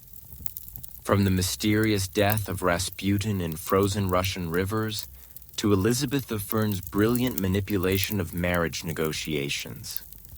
From Napoleon's heartbreak reshaping European warfare to Theodora's incredible rise from courtesan to empress. Each story has shown us that when love meets absolute power, the consequences ripple through history in ways no one can predict. But here's what I find most fascinating about all these tales. They are not really about love at all. They are about power, identity, and the fundamental human struggle between who we want to be and who the world expects us to be. Every royal lover we have encountered tonight was trapped between their personal desires and the weight of history, between their individual humanity and their institutional role. Edward VIII chose love over empire, but was his choice romantic or selfish? Cleopatra used romance as statecraft, but was she brilliant or manipulative? Henry VIII claimed to be following his conscience, but was he devout or psychopathic? These questions do not have simple answers because human nature itself is complex and contradictory. What is remarkable is how these stories span over 2,000 years of human history. Yet the fundamental conflicts remain exactly the same. Whether we are talking about a Roman empress in ancient Egypt or a Hollywood actress in modern Britain, the tensions between love and duty, between personal fulfillment and public responsibility, between individual choice and institutional expectation never really change. The media landscape has evolved dramatically from whispered court gossip to pamphlets to newspapers to social media. But the underlying dynamics remain constant. Powerful people fall in love with inappropriate partners. Institutions try to control personal behavior for political reasons. The public becomes fascinated by the private lives of their leaders. And sometimes, very rarely, love actually wins. Perhaps the most profound lesson from our journey is how these royal romances serve as mirrors for their societies. The way each culture handled scandal, love, and institutional crisis tells us as much about their values and fears as their official histories do. The Byzantines rewarded Theodora's transformation, showing a society that valued merit over birth. The Tudors were terrified of religious division, making Henry's marital chaos a theological crisis. The modern British struggle with Meghan and Harry reveals deep tensions about race, tradition, and institutional change that Britain is still working to resolve. These stories also remind us that the people we consider historical giants were fundamentally just human beings dealing with the same emotions and conflicts we all face. They fell in love with the wrong people, made terrible decisions because of jealousy or heartbreak, chose passion over practicality, and paid prices for their choices that echo through centuries. But perhaps most importantly, these tales of royal romance show us that change is possible, even in the most rigid and traditional institutions. Theodora proved that someone from the absolute bottom of society could reach the very top. Elizabeth I demonstrated that a woman could rule alone in a world designed by and for men. The modern royals who have survived scandals have done so by adapting, evolving, and finding ways to honor both tradition and human dignity.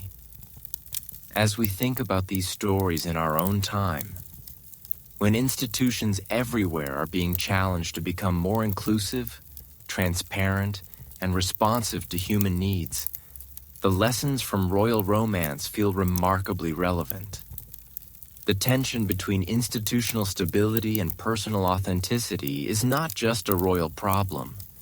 It is something every organization, every family, and every individual grapples with. What can we learn from centuries of royal romantic disasters? Maybe that love is too powerful a force to be managed by laws and traditions alone. Maybe that institutions that refuse to adapt to human nature eventually face existential crises. Maybe that the cost of choosing duty over happiness or happiness over duty is almost always higher than anyone anticipates. But perhaps the most hopeful message from our journey is that love does sometimes triumph, not by destroying institutions, but by transforming them. The royal families that have survived and thrived are those that found ways to honor both human emotion and public responsibility, that adapted their traditions to accommodate the full spectrum of human experience. I am curious about your thoughts as we conclude this marathon exploration. Which of tonight's stories surprised you the most? Do you think modern society has gotten better at balancing personal happiness with public duty? Or are we still struggling with the same fundamental conflicts that destroyed ancient kingdoms? And here is a question that might keep you thinking long after tonight. If you had absolute power, would you choose love or duty when they came into conflict?